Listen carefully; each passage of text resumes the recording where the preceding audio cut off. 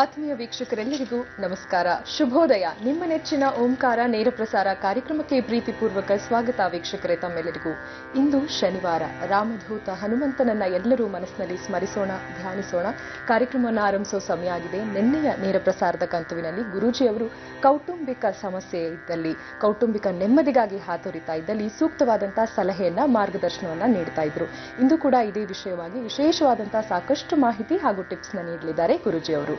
ಹಾಗಿದ್ರೆ ಬನ್ನಿ ಕಾರ್ಯಕ್ರಮವನ್ನ ಆರಂಭಿಸೋಣ. ಶ್ರೀಯುತರು ಆಗಮಿಸಿದ್ದಾರೆ. ಖ್ಯಾತ ಜ್ಯೋತಿಷಿಗಳು, ಆಧ್ಯಾತ್ಮಿಕ ಧಾರ್ಮಿಕ ಚಿಂತಕರು, ಸದಾದೇವಿ ಔಪಾಸಕರು, ತೇಜೋಮಂದಿ ರಮಣಶಾಸ್ತ್ರ ಸ್ವರಶಾಸ್ತ್ರದಲ್ಲಿ ಪ್ರಾವೀಣ್ಯತೆ ಹೊಂದಿರುವಂತಹ ದೇವಿಶ್ರೀ ಮಹಾ ಸಂಸ್ಥಾನದ ಸಂಸ್ಥಾಪಕರು ಹಾಗೂ ದೇವಿಶ್ರೀ ಜ್ಯೋತಿ ಪತ್ರಿಕೆಯ ಪ್ರಧಾನ ಸಂಪಾದಕರು ಆದಂತಹ ಶ್ರೀ ಶ್ರೀ ದೇವಿಶ್ರೀ ಗುರೂಜಿಯವರು. ನಮಸ್ತೆ ಗುರುಜಿ, ಕಾರ್ಯಕ್ರಮಕ್ಕೆ ಆದರದ ಸ್ವಾಗತ. ಬ್ರಹ್ಮೋಸ್ಮಿ. ಗುರುಜಿ, ಇಂದು ಶನಿವಾರ. ಎಂದಿನಂತೆ ಮೊದಲಿಗೆ ಪಂಚಾಂಗ ಶ್ರವಣ. ಗುರುಬ್ರಹ್ಮ ಗುರುವಿಷ್ಣು ಗುರುದೇವೋ ಮಹೇಶ್ವರಃ ಗುರು ಸಾಕ್ಷಾತ್ ಪರಬ್ರಹ್ಮ ತಸ್ಮೈ ಶ್ರೀ ಗುರುವೇ ನಮಃ. ಗುರುವೇ ಸರ್ವಲೋಕಾನಾಂ ವಿಶ್ವೇ ಪುರೋಗಿಣಾಂ ನಿತೇ ಸರ್ವವಿದ್ಯಾನಾಂ ದಕ್ಷಿಣಾಮೂರ್ತಯೇ ನಮಃ. ಯಾ ದೇವಿ ಸರ್ವಭೂತೇಷು ಶಕ್ತಿರೂಪೇಣ ಸಂಸ್ಥಿತಾಃ ನಮಸ್ತಸ್ಯೈ ನಮಸ್ತಸ್ಯೈ ನಮಸ್ತಸ್ಯೈ ನಮೋ ನಮಃ. ಯಾ ದೇವಿ ಸರ್ವಭೂತೇಷು ಮಾತೃರೂಪೇಣ ಸಂಸ್ಥಿತಾಃ ನಮಸ್ತಸ್ಯೈ ನಮಸ್ತಸ್ಯೈ ನಮಸ್ತಸ್ಯೈ ನಮೋ ನಮಃ. ಯಾ ದೇವಿ ಸರ್ವಭೂತೇಷು ಲಕ್ಷ್ಮೀರೂಪೇಣ ಸಂಸ್ಥಿತಾಃ ನಮಸ್ತಸ್ಯೈ ನಮಸ್ತಸ್ಯೈ ನಮಸ್ತಸ್ಯೈ ನಮೋ ನಮಃ. ನೀಲಾಂಜನ ಸಮಾಭಾಷಂ ರವಿಪುತ್ರಮಿಮಾಗ್ರಜಂ ಛಾಯಾಮಾರ್ತಂಡಸಂ ನಮಾಮಿ ಶನೇಶ್ಚರಂ. ವಿಜಯನಾಮ ಸಂವತ್ಸರ ದಕ್ಷಿಣಾಯನ ಶರದೃತೌ ಮಾರ್ಗಶಿರ ಮಾಸ ಕೃಷ್ಣ ಪಕ್ಷ ದಶಮಿ ಉಪರಿ ಏಕಾದಶಮ್ಯ ಪ್ರಸ್ತುತೌ ಏಕಾದಶಮ್ಯ. ಈ ದಿನ ಭದ್ರವ ಯೋಗ ಭವ ಕರಣ ಸ್ವಾತಿ ನಕ್ಷತ್ರ ವಿಶೇಷವಾದ ನಕ್ಷತ್ರ. ಅದೇ ರೀತಿ ಶನಿವಾರ ಸ್ಥಿರವಾಸರ ಯುಕ್ತಾಯ, ಸ್ಥಿರವಾಸರ ಮಂದವಾಸರ ಅಂದರೆ ಶನಿವಾರ. ಸ್ವಾತಿ ನಕ್ಷತ್ರ ಶನಿವಾರ, ರಾಹುವಿನ ನಕ್ಷತ್ರ. ತುಂಬ ಚೆನ್ನಾಗಿರುವಂಥ ದಿನ. ಈ ದಿನ ವಿಶೇಷವಾಗಿ ಸೂರ್ಯೋದಯ ಬೆಳಗ್ಗೆ 6:41 ಈ ದಿನ ಸೂರ್ಯೋದಯ ಆಗಿರ್ತಕ್ಕಂಥದ್ದು. ಈ ದಿನದ ಸೂರ್ಯಾಸ್ತ ಸಂಜೆ 6:01 ಪ್ರಾರಂಭ ಆಗುತ್ತೆ. ಈ ದಿನದ ರಾಹುಕಾಲ 9:31 ಪ್ರಾರಂಭ ಆಗುತ್ತೆ. 10:35 ಕೊನೆ ಆಗುವಂಥದ್ದು. ಅದೇ ರೀತಿ ಈ ದಿನ ವಿಶೇಷವಾಗಿ ನಮ್ಮಲ್ಲಿ ತುಂಬ ದುರ್ಮುಹೂರ್ತ ಅಂತಂದ್ರೆ ಈಗ 9ರಿಂದ 10 ಅಂತಲೇ ತಿಳ್ಕೊಳ್ಳಿ. ಈ ಸಮಯದಲ್ಲಿ ಯಾವುದೇ ಶುಭ ಸಮಾರಂಭಗಳು, ಶುಭ ಕಾರ್ಯಗಳನ್ನು ಮಾಡೋ ಹಾಗಿಲ್ಲ. ಈ ದಿನದ ಅತ್ಯಂತ ಶುಭ ಮುಹೂರ್ತ ಅಭಿಜಿತ್ ಲಗ್ನ, ಅಭಿಜಿತ್ ಮುಹೂರ್ತ 12 ಗಂಟೆಯಿಂದ 1 ಗಂಟೆಯ ಮಧ್ಯದಲ್ಲಿ ಇರುತ್ತೆ. ಈ ಸಮಯದಲ್ಲಿ ಎಲ್ಲ ಕೆಲಸ ಕಾರ್ಯಗಳನ್ನು ತಾವು ಮಾಡ್ಕೋಬಹುದು. ಇದು ಈ ದಿನದ ಪಂಚಾಂಗದ ಮಹತ್ವ. ಈ ದಿನದ ಮಹತ್ವ ಏನಿದೆ ನಮಗೆಲ್ಲರೂ ಗೊತ್ತಿರೋ ಹಾಗೆ ಸ್ವಾತಿ ನಕ್ಷತ್ರ ದೇವತಾ ನಕ್ಷತ್ರ. ಸ್ವಾತಿ ಮಹಾನಕ್ಷತ್ರ, ತುಲಾರಾಶಿಯಲ್ಲಿ ಅಡಗಿರತಕ್ಕಂಥ ನಕ್ಷತ್ರ. ಈ ಸ್ವಾತಿ ನಕ್ಷತ್ರದ ಅಧಿಪತಿ ರಾಹು. ರಾಹುವಿನ ನಕ್ಷತ್ರವನ್ನ ವಿಶೇಷವಾಗಿ ನಾವು ಪೂಜೆ ಮಾಡೋದ್ರಿಂದ ಮಹೋನ್ನತರ ಫಲಗಳು ನಮ್ಗೆ ಲಭಿಸುತ್ತೆ. ತುಂಬಾ ಚೆನ್ನಾಗಿರುವಂಥದ್ದು. ಆದ್ರೆ ರಾಹುವನ್ನ ಯಾರು ಪೂಜೆ ಮಾಡ್ತಾರೆ? ರಾಹು ಅಂದ್ರೆ ಸರ್ಪನ? ರಾಹುವಿನ ದೋಷಗಳು ಕೇಳಿದೀವಿ. ಅದರ ರಾಹುವಿಂದ ಯಾವ ರೀತಿ ಯೋಗ ನಮ್ಗೆ ಪರಿಣಮಿಸುತ್ತೆ? ರಾಹು ಉಚ್ಚ ಸ್ಥಾನದಲ್ಲಿದ್ದಾಗ ಆ ಮನುಷ್ಯನ್ಗೆ ಎಲ್ಲೋದ್ರೂ ಧೈರ್ಯ ಇರುತ್ತೆ. ಎಷ್ಟೋ ಜನ ಭಯ ಪಡ್ತಿರಲ್ಲ. ಆಚೆ ಹೋಗೋದಕ್ಕೆ ಭಯ ಆಗುತ್ತೆ, ನನಗೆ ಊಟ ಮಾಡೋದಕ್ಕೆ ಭಯ ಆಗುತ್ತೆ, ರಾತ್ರಿ ಒಬ್ಬರೇ ಮಲ್ಕೊಳ್ಳೋಕೆ ಭಯ ಆಗುತ್ತೆ, ನಂಗೆ ತುಂಬ ನೆಮ್ಮದಿ ಹಾಳಾಗುತ್ತೆ, ಮಲಗಿದ್ರೂ ಭಯ ಆಗುತ್ತೆ, ಒಬ್ಬರಿಂದ ಒಬ್ರು ಬೆಳಗ್ಗೆ 5 ಗಂಟೆಗೆ ದೇವಸ್ಥಾನಕ್ಕೂ ಭಯ ಆಗುತ್ತೆ. ಯಾಕೋ ಈ ನಡುವೆ ತುಂಬ ಒಳಗಡೆನೇ ಭಯ, ಹೆಂಡತಿ ಮಕ್ಳು ನೆನಪಾಗ್ತಾರೆ, ಅಥವಾ ನನಗೇನೋ ಸಮಸ್ಯೆ ಆಗ್ಬಿಡ್ಬೋದು, ಅವ್ರನ್ನೆಲ್ಲ ಕೈ ಬಿಟ್ಬಿಡ್ತೀನೋ, ಈ ರೀತಿ ಸಾಕಷ್ಟು ಭಯ ಬರ್ತಿದೆ ನನಗೆ ಅಂತಂದಾಗ ಅದು ರಾಹುವಿನ ದೃಷ್ಟಿ. ಅದೇ ರೀತಿ ಇನ್ನ ತುಂಬ ಧೈರ್ಯ, ಯಾರನ್ನಾದ್ರೂ ಹೊಡೆಯಕ್ಕೆ ಹೋಗುವಂಥದ್ದು, ಯಾರನ್ನಾದ್ರೂ ಕೊಚ್ಚಾಕ್ಬಿಡೋದು, ಜೈಲಿಗೆ ಹೋಗೋದು, ಸ್ಟೇಷನ್ಗೆ ಹೋಗುವಂಥದ್ದು, ಯಾವಾಗಲೂ ಈ ಕಲ್ಮಶ ಅದ ಯೋಚನೆ ಮಾಡ್ತಾ ಇರ್ತಕ್ಕಂಥದ್ದು, ಕೆಟ್ಟ ಗುಣಗಳನ್ನು ಅಳವಡಿಸ್ಕೊಳ್ಳೋವಂಥದ್ದು, ಕಳ್ಳರತನ ಮಾಡೋವಂಥದ್ದು, ಮತ್ತು ಮನೆಯಲ್ಲಿ ಈ ಒಂದು ಮನೆಗೆ ಪೇಯಿಂಗ್ ಗೆಸ್ಟ್ ಆಗಿಬಿಡ್ತಾರೆ ಕೆಲವರು. ಮನೆಗೆ ಪೇಯಿಂಗ್ ಗೆಸ್ಟ್ ಅಂದರೆ ಏನು? ರಾತ್ರಿ ಮಲಗಬೇಕು 10-12 ಗಂಟೆಗೆ ಮಲಗ್ತಾನೆ, ಬೆಳಗ್ಗೆ 12 ಗಂಟೆಗೆ ಎದ್ದು ಹೋಗ್ತಾ ಇರ್ತಾನೆ. ಅವನು ಹೋಟ್ಲಲ್ಲಿ ತಿಂಡಿ ತಿನ್ಕೊಂಡು ಅವನ ಜೊತೆ ಇವನ ಜೊತೆ ಅಬೇ ಪಾರಿ ಜೀವನ ಮಾಡಿಕೊಂಡು ರಾತ್ರಿ ಬರೋವಂಥದ್ದು. ಅಂಥದ್ದು ಕೇವಲ ನಮ್ಮ ಭಾರತ ದೇಶದ 25 ಭಾಗದಷ್ಟು ಅಂಥ ಜನನೂ ಇದ್ದಾರೆ. ಆ ರೀತಿ ಇದ್ರೂ ರಾಹು ಸ್ಟ್ರಾಂಗ್ ಆಗಿರ್ತಾರೆ ಅವರಲ್ಲಿ. ಮತ್ತೆ ಅದೇ ರೀತಿ ರಾಹು ದೋಷದಲ್ಲಿದ್ದಾಗಲೂ ಇಂಥದ್ದಾಗುತ್ತೆ. ರಾಹು ತುಂಬಾ ಬಲಿಷ್ಠನಾಗಿದ್ದಾಗ ಜಾತಕದಲ್ಲಿ ಅವನಿಗೆಲ್ಲೋದ್ರೂ ಸನ್ಮಾನಗಳು ಸಿಗುವಂಥದ್ದು, ಎಲ್ಲೋದ್ರೂ ಧೈರ್ಯದಿಂದ ಎದುರಿಸ್ತಾನೆ. ಅದು ಎಂತ ಇನ್ನೇನಪ್ಪ ಇನ್ನು ಸುನಾಮಿ ಬರ್ತಿದೆ ಅಂತ ಕಣ್ಮುಂದೆ ಕಾಣಿಸಿದ್ರು ಆಗ್ಲೂ ಅದಕ್ಕೆ ಏನಾದ್ರೂ ಒಂದು ಪರಿಹಾರ ಹುಡುಕ್ತಾನೆ. ನಾನು ತಪ್ಪಿಸ್ಕೊಂಡು ಹೋಗೋದಕ್ಕೆ ಏನಾದ್ರೂ ಒಂದು ದಾರಿ ಇರ್ಬೇಕಲ್ಲ, ಧೈರ್ಯವಾಗಿ ನಿಲ್ಬೇಕು, ಧೈರ್ಯ ಇದ್ರೆ ಗೆಲ್ತೀನಿ ಅನ್ನೋ ಒಂದು ಕಾನ್ಫಿಡೆನ್ಸ್ ಇರುತ್ತೆ ಯಾರಿಗೆ? ಆ ಒಂದು ರಾಹು ಚೆನ್ನಾಗಿರೋವಂಥವ್ರಿಗೆ, ಹುಚ್ಚರಾಗಿರ್ಬೇಕಾದ್ರೆ. ಅದೇ ರಾಹು ನೀಚ ಸ್ಥಾನದಲ್ಲಿ ಇರ್ಬೇಕಾದ್ರೆ ರಾಜು ಭಂಗ ಆಗಿರ್ತಕ್ಕಂಥದ್ದು. ರಾಹುವಿನ ನೀಚ ಸ್ಥಾನ, ಅದ್ರ ಜೊತೆಯಲ್ಲಿ ಏನಾದರೂ ಲಗ್ನಾಧಿಪತಿ ಅಥವಾ ಪಾಪಗ್ರಹಗಳ ಅತಿ ಹೆಚ್ಚು ತುಂಬಿಕೊಂಡು ಅದು ಸಪ್ತಮಾಧಿಪತಿಯ ಧನಸ್ಥಾನದಲ್ಲ, ಅವನು ಯಾವ ಭಾವದಲ್ಲಿರ್ತಾನೋ ಅದನ್ನ ನೋಡ್ಕೊಂಡು ನಾವು ಅದರ ಬಗ್ಗೆ ವಿಮರ್ಶೆ ಮಾಡ್ಕೋಬೇಕಾಗತ್ತೆ. ಆದರೆ ರಾಹು ಗ್ರಹ ಒಳ್ಳೇದ ಕೆಟ್ಟದ್ದ? ರಾಹು ಕಾಲ ಬೇರೆ ಇದೆ. ಏನಿದು ಸಮಸ್ಯೆ? ರಾಹುವಿಗೆ ಸಂಬಂಧಪಟ್ಟಿರೋ ಶಕ್ತಿನೂ ಇದೆ. ನಮಗೆಲ್ಲ ಗೊತ್ತು, ಈ ಒಂದು ಮಹಾವಿಷ್ಣುವಿನ ಸುದರ್ಶನ ಚಕ್ರದಿಂದ ಒಬ್ಬ ರಾಕ್ಷಸನ್ನ 2 ಭಾಗ ಮಾಡಿದಾಗ ಒಂದು ತಲೆ ಹೋಯ್ತು, ಒಂದು ದೇಹ ಉಳ್ಕೊಂತು. ಅದು ತಲೆ ರಾಹು ಆಯ್ತು, ದೇಹ ಕೇತು ಆಯ್ತು ಅಂತ ನಮ್ಗಿದೆಲ್ಲ ಗೊತ್ತಿರೋದು. ಅಮೃತ ಇದನ್ನ ಮಾಡಿದಾಗ, ಮರ್ದನವನ್ನ ಮಾಡಿದಾಗ, ಕ್ಷೀರ ಸಮುದ್ರದಲ್ಲಿ ಅಮೃತವನ್ನು ಮರ್ದನ ಮಾಡಿದಾಗ ಆಗಿರುವಂತ ಒಂದು ಕ್ರಿಯೆ ಇದು. ಆ ಒಂದು ರಾಕ್ಷಸ ಗುಣಗಳಿಗೆ ಮತ್ತೆ ಆ ದೇವತೆಗಳ ಹತ್ರ ವರ ಕೇಳ್ತಾರೆ, ಸ್ವಾಮಿ ನಮ್ಮ ಜೀವನದಲ್ಲಿ ತಲೆ ಒಂದು ದೇಹ ಒಂದು ಆಗೋಯ್ತು, ಆದ್ರೆ ನಾವು ಯಾವ ರೀತಿ ಬದುಕಿ ಬಾಳುವಂಥದ್ದು? ನಮಗೂ ಊಟ ಆಹಾರ ಬೇಕಲ್ಲ, ಶಕ್ತಿ ಬೇಕಲ್ಲ, ನಮಗೂ ಏನಾದ್ರೂ ತೋರಿಸಿ ಅಂತಂದಾಗ ಹಾಗೆ ಹೇಳ್ತಾರೆ, ನಿನಗೆ ಗ್ರಹಣ ಅಂತ ಹೇಳಿ ಪ್ರಕೃತಿಗೆ ಒಂದು ಹೇಳ್ತೀನಿ, ಆಗ ನಿನ್ನ ದೃಷ್ಟಿ ಎಲ್ಲೆಲ್ಲಿ ಬೀಳುತ್ತೋ ಅದೆಲ್ಲ ನಿಂದೆ, ಅವತ್ತೇ ಆಹಾರ ನಿಂದೆ, ಮತ್ತೆ ಆಹಾರ ಇಲ್ಲ. ಅವತ್ತು ಏನೇನು ನಿನಗೆ ರಾಜಭೋಗ ಎಲ್ಲವೂ ನಿಂದೆ.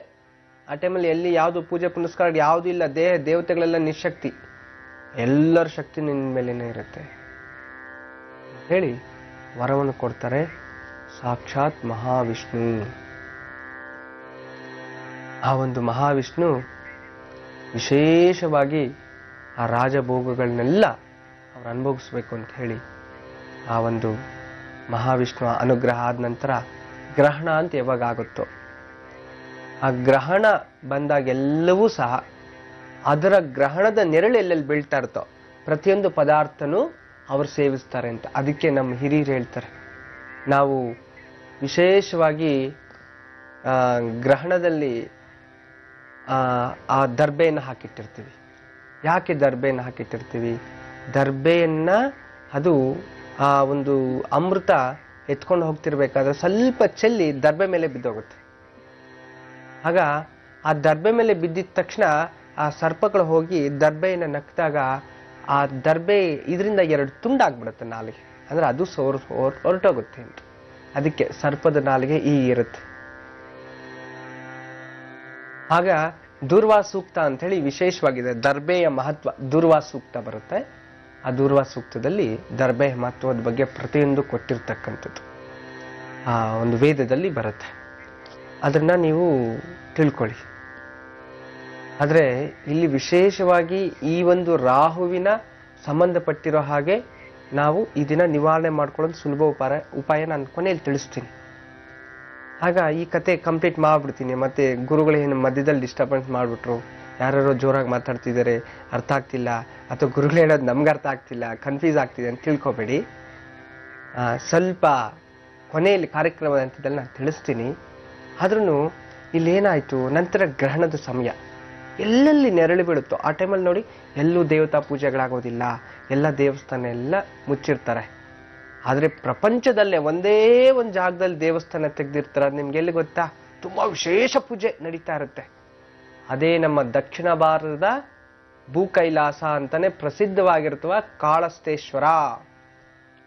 ಕಾಳಹಸ್ತಿ ನಮ್ಮ ಪಕ್ಕದ ರಾಜ್ಯ, ಸ್ನೇಹ ರಾಜ್ಯವಾಗಿರ್ತಕ್ಕಂಥ ತಿರುಪತಿಯ ಪಕ್ಕದಿಂದ, ತಿರುಪತಿಯಿಂದ ಒಂದು 40 ಕಿಲೋಮೀಟರ್ ದೂರದಲ್ಲಿರ್ತಕ್ಕಂಥ ಕಾಳಹಸ್ತೇಶ್ವರ ಸ್ವಾಮಿ. ಆ ದೇವಸ್ಥಾನ ಗ್ರಹಣದ ಟೈಮಲ್ಲಿ ತೆಗೆದು ಸಿಕ್ಕಾಪಟ್ಟೆ ವಿಜೃಂಭಣೆ ಪೂಜೆಗಳು. ಪ್ರಪಂಚದಲ್ಲಿ ಅದು ಒಂದೇ ದೇವಸ್ಥಾನನೇ, ಬೇರೆ ಇದುವರೆಗೂ ಯಾವ ದೇವಸ್ಥಾನ ನನಗೆ ಗೊತ್ತಿಲ್ಲ. ನಾನು ತಿಳ್ಕೊಂಡಿರೋ ಮಟ್ಟಿಗೆ ಅಂಥದ್ದು ಯಾವುದೂ ಗೊತ್ತಿಲ್ಲ. ಅಲ್ಲಿ ಪೂಜೆಗಳು ನಡೀತಾ ಇರುತ್ತೆ. ಅಂದರೆ ವರ ಕೊಟ್ಟಿದ್ದೇನೆ ಭಗವಂತ ಏನಂತ, ಆ ಸಮಯದಲ್ಲಿ ಎಲ್ಲೆಲ್ಲಿ ಪ್ರಕೃತಿ ನಿನ್ನ ನೆರಳು ಎಲ್ಲೆಲ್ಲಿ ಬೀಳ್ತಾ ಇರುತ್ತೆ ಅದೆಲ್ಲವೂ ನಿಂದೆ ಅಂತ. ಅದಕ್ಕೆ ಆಹಾರ ಕೂಡ ಗ್ರಹಣ ಟೈಮಲ್ಲಿ ಮಾಡಿರೋ ಆಹಾರ ನಾವು ಉಪಯೋಗ ಮಾಡೋದಿಲ್ಲ. ಆಹಾರ ಮಾಡಬಾರ್ದು. ಎಣ್ಣೆ ಅದು ಇದು ಎಲ್ಲದರಲ್ಲೂ ಉಪ್ಪಿನಕಾಯಿ ಸ್ವಲ್ಪ ದರ್ಬೆ ಹಾಕಿಟ್ಟಿರ್ತಾರೆ. ದರ್ಬೆ ಹಾಕ್ದಿರೋ ವಸ್ತು ನಿಷಿದ್ಧ ಅಂತ. ಕೆಲವರು ಈಗ ಬುದ್ಧಿವಂತರು ಏನ್ ಮಾಡ್ತಾರೆ, ಅಂಥ ಟೈಮಲ್ಲಿ ಶಾಲಾ ಕಾಲೇಜುಗಳಲ್ಲಿ ಅಲ್ಲಿ ಇಲ್ಲಿ ಹುಡುಗರನ್ನೆಲ್ಲ ತಂದು ನಿಲ್ಲಿಸ್ಬಿಟ್ಟು ಆ ಟೈಮಲ್ಲಿ ತಿಂಡಿ ನಿಮ್ಗೆ ಏನೂ ಆಗಲ್ಲ ಅಂತ ಹೇಳ್ಕೊಟ್ಟಿರೋ ದೊಡ್ಡ ದೊಡ್ಡ ಬುದ್ಧಿವಂತರು ಈಗಿದ್ದಾರೆ. ಏನಾಗುತ್ತೆ? ವಿನಾಶಕಾಲೇ ವಿಪರೀತ ಬುದ್ಧಿ. ನಾವೇನು ಮಾಡೋಕ್ಕಾಗಲ್ಲ. ಆದರೆ ವೈಜ್ಞಾನಿಕವಾಗಿ ಹೇಗೆ ಪ್ರೂಫ್ ಮಾಡ್ತೀರಾ ನೋಡಿ. ಯಾವತ್ತೇ ಆಗಲಿ ರಾಹು ಸೂರ್ಯನಿಗೆ ಅಡ್ಡ ಬಂದಾಗ ಅಥವಾ ಚಂದ್ರನ್ಗೆ ಅಡ್ಡ ಬಂದಾಗ ಗ್ರಹಣ ಉಂಟಾಗುತ್ತೆ. ಆಗೇನಾಗುತ್ತೆ, ಆ ಒಂದು ಸೂರ್ಯನ ಕಿರಣಗಳು ಇದ್ರ ಮೇಲೆ ಬಂದು ಅದರಿಂದ ಹೊರಗಡೆ ಬರುತ್ತೆ. ನಾವು ನೇರವಾಗಿ ನೋಡೋದಕ್ಕೂ ಅದನ್ನ ಒಂದು ಜಾಗಕ್ಕೆ ಬಿಂಬಿಸಿ ಅದು ಬೆಳಕು ಮೇಲೆ ಕೆಳಗಡೆ ಇದಾಗೋದಕ್ಕೂ ತುಂಬಾ ಸಾಕಷ್ಟು ವ್ಯತ್ಯಾಸ ಇದೆ. ಆಗೇನಾಗುತ್ತೆ, ಬೆಳಕು ನೇರವಾಗಿ ಭೂಮಿ ಮೇಲೆ ಬೀಳೋದಿಲ್ಲ, ಸೂರ್ಯನ ಬೆಳಕು. ಆಗ ರಾಹುವಿನ ಗ್ರಹದ ಮೇಲೆ ಬಿದ್ದು ಅದನ್ನ ಬರಗಡೆಯಿಂದ ಲೆಫ್ಟಿಂದ ರೈಟಿಂದ ಆ ಎನರ್ಜಿಯನ್ನ ಕ್ರಾಶ್ ಮಾಡ್ಕೊಂಡು ಬರುತ್ತೆ. ಆಗ ರೇಡಿಯೇಷನ್ ಎನರ್ಜಿನೇ ಡಿಫಾಲ್ಟ್ ಆಯ್ತು. ಆಗ ಆ ಸಮಯದಲ್ಲಿ ಬಿದ್ದಿರ್ತಕ್ಕಂಥ ಪದಾರ್ಥಗಳ ಮೇಲೆ ಆ ಪದಾರ್ಥಗಳು ಬಿದ್ದು ಅದು ಮಲಿನ ಆಗೋದು. ಅದು ತಿಂದ್ರೆ ಅದು ವಿಷಪೂರಿತ ಆಹಾರ. ನಮ್ಗೇನು ಈಗ ತಿಂದ್ರೆ ಇವಾಗಲೇ ಆಗ್ಬಿಡುತ್ತೆ? ಹೇಳಲ್ವಾ ಡಾಕ್ಟ್ರು, ನಿನಗೆ ತುಂಬಾ ಇನ್ಫೆಕ್ಷನ್ ಆಗ್ಬಿಟ್ಟಿದೆ, ಫುಡ್ ಪಾಯ್ಸನ್ ಆಗ್ಬಿಟ್ಟಿದೆ ಹೊಟ್ಟೆಯಲ್ಲಿ, ಯಾವಾಗಿಂದ ಏನು ತಿಂದಿಲ್ವಾ, ಹಳೇದೆಲ್ಲ ಎತ್ತಾಗ್ಬಿಟ್ಟಿದೆ. ಹಾಗೇನೆ ನಮ್ಮ ಕರ್ಮಗಳು ನಾವು ಏನ್ ಮಾಡಬಾರ್ದು ಮಾಡಿರ್ತೀವೋ, ಏನು ವಿರುದ್ಧವಾಗಿ ನಡ್ಕೊಂಡಿರ್ತೀವೋ ಅದನ್ನ ಒಂದೇ ಸತಿ ಕೊನೆಯಲ್ಲಿ ಬರುತ್ತಲ್ಲ ಅವಾಗ ಗೊತ್ತಾಗುತ್ತೆ ನಾವು ಮಾಡಿರೋ ತಪ್ಪು ಅಂತ. ತಿಳ್ಕೊಂಡಿದ್ರಲ್ಲ ರಾಹುಕಾಲದ ಬಗ್ಗೆ? ಕಾರ್ಯಕ್ರಮದ ಕೊನೆಯಲ್ಲಿ ಈ ದೋಷಕ್ಕೆ ನಿವಾರಣೆ ತಿಳಿಸ್ತೀನಿ. ರಾಹು ಜಾತಕದಲ್ಲಿ ಉಚ್ಚನಾಗಿದ್ರೆ ಹಾಗೂ ನೀಚನಾಗಿದ್ರೆ ಯಾವ ರೀತಿಯಾದಂತಹ ಒಂದು ಸಮಸ್ಯೆಗಳನ್ನ ತಂದುಕೊಡ್ತಾನೆ, ಏನೆಲ್ಲ ಆಗುತ್ತೆ ಅನ್ನೋದನ್ನ ತಿಳಿಸ್ಕೊಡ್ತಾ ಇದ್ರು.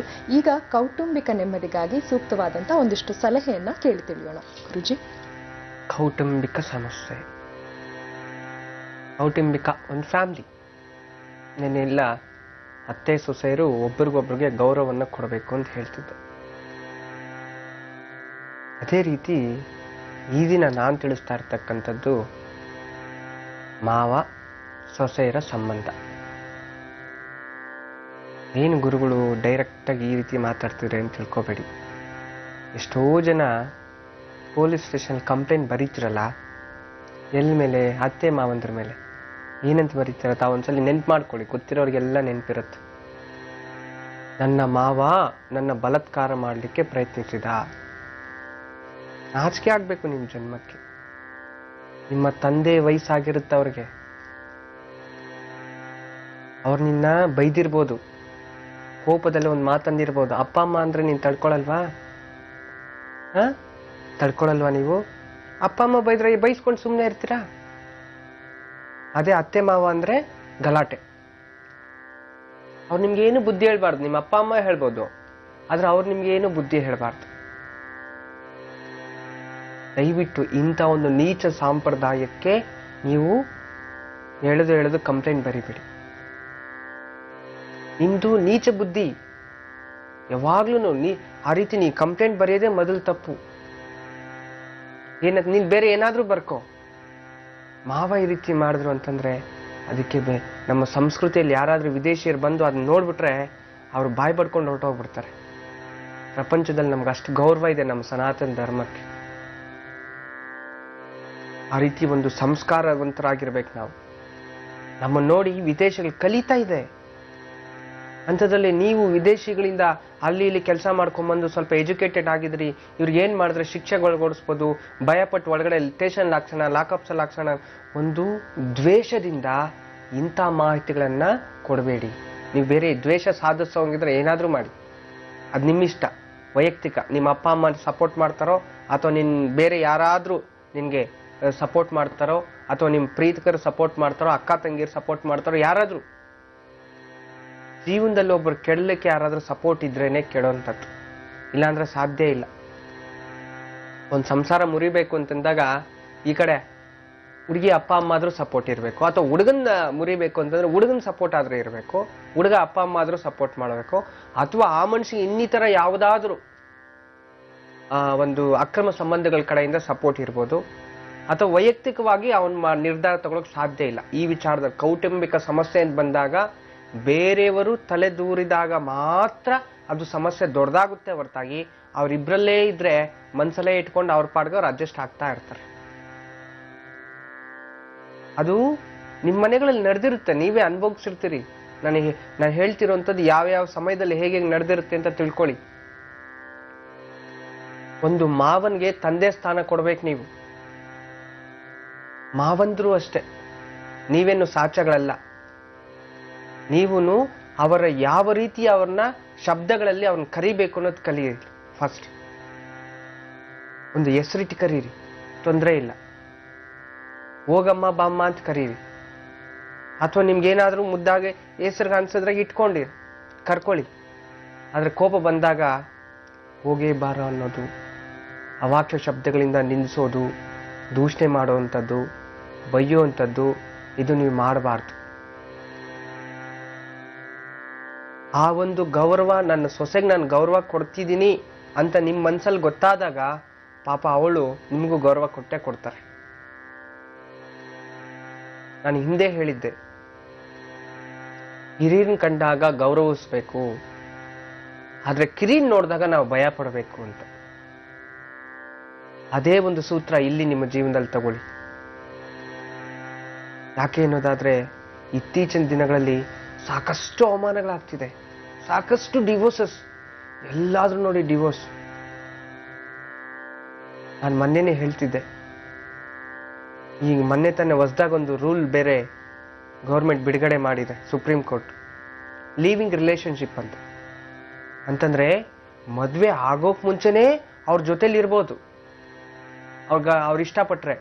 ಅದರಿಂದ ಏನಾದ್ರೂ ಮಗು ಹುಟ್ಟಿದ್ರೆ ಅವ್ರೇನಾದ್ರೂ ಮತ್ತೆ ಡಿವೋರ್ಸ್ ಅಥವಾ ನಂಗೆ ಬೇಡ ಅಂತ ದೂರ ಆಗ್ಬಿಟ್ರೆ ಆ ಮಗುವಿನ ಖರ್ಚನ್ನ ಗೌರ್ಮೆಂಟ್ ಬರ್ಸುತ್ತಂತೆ.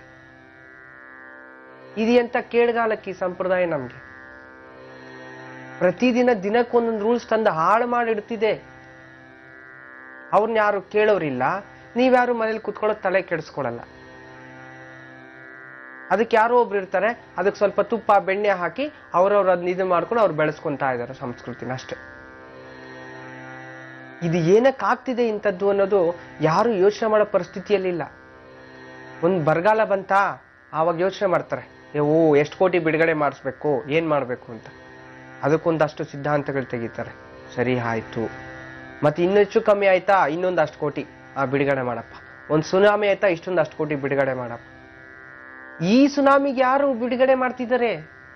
ಈ ಸುನಾಮಿನ ಯಾರು ತಡೆಗಟ್ತಿದ್ದಾರೆ? ಅದ್ರ ಮೇಲೆ ಯಾವ ರೀತಿ ನಮ್ಮ ಹಕ್ಕುಗಳನ್ನ ನಾವು ಚಲಾಯಿಸ್ಕೊಂಡು ನಾವು ಯಾವ ರೀತಿ ಪರಿಹಾರ ಕೇಳ್ತೀವೋ, ಇಂಥ ವಿಚಾರಗಳು ನಮ್ಮ ಸಂಸ್ಕೃತಿಗೆ ಧಕ್ಕೆ ತರುವಂತ ಒಂದು ಸಂಪ್ರದಾಯಗಳು ಬಂದಾಗ ನೀವೆಲ್ಲ ತಲೆ ಕೆಡಿಸ್ಕೋಬೇಕು. ನೀವೆಲ್ಲ ತಲೆ ಕೆಡಿಸ್ಕೊಂಡು ನೀವು ಹೋರಾಟ ಮಾಡಬೇಕು, ಅದ್ರ ಬಗ್ಗೆ ಜವಾಬ್ದಾರಿ ತಗೋಬೇಕು. ಯಾಕೆ ನೀವು ಹೆಣ್ಮಕ್ಳಲ್ವಾ? ನಿಮ್ಮ ಮಕ್ಕಳಿಗಿಂತ ಪರಿಸ್ಥಿತಿ ಬಂದಾಗ ನೋವಾಗಲ್ವಾ?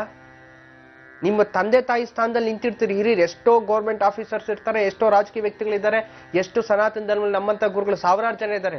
ಅವ್ರ ಮಕ್ಕಳಿಗೆ ಏನಾದ್ರೂ ನಿಮ್ಗೆ ನೋವಾಗುತ್ತಾರ, ಅವ್ರ ಮನೆ ಬಿಟ್ಟು ಹೋಗ್ಬಿಟ್ರು ಅನ್ಕೊಳ್ಳಿ, ಮೆಚೂರ್ ಆಗಿದ್ದಾರೆ ಅಂತ, ಲಿವಿಂಗ್ ರಿಲೇಶನ್ಶಿಪ್ ಇಟ್ಕೊಂಡ್ರು ಅನ್ಕೊಳ್ಳಿ, ಆಗ ನಿಮ್ಗೆ ಮರ್ಯಾದೆ ಹೋಗಲ್ವಾ?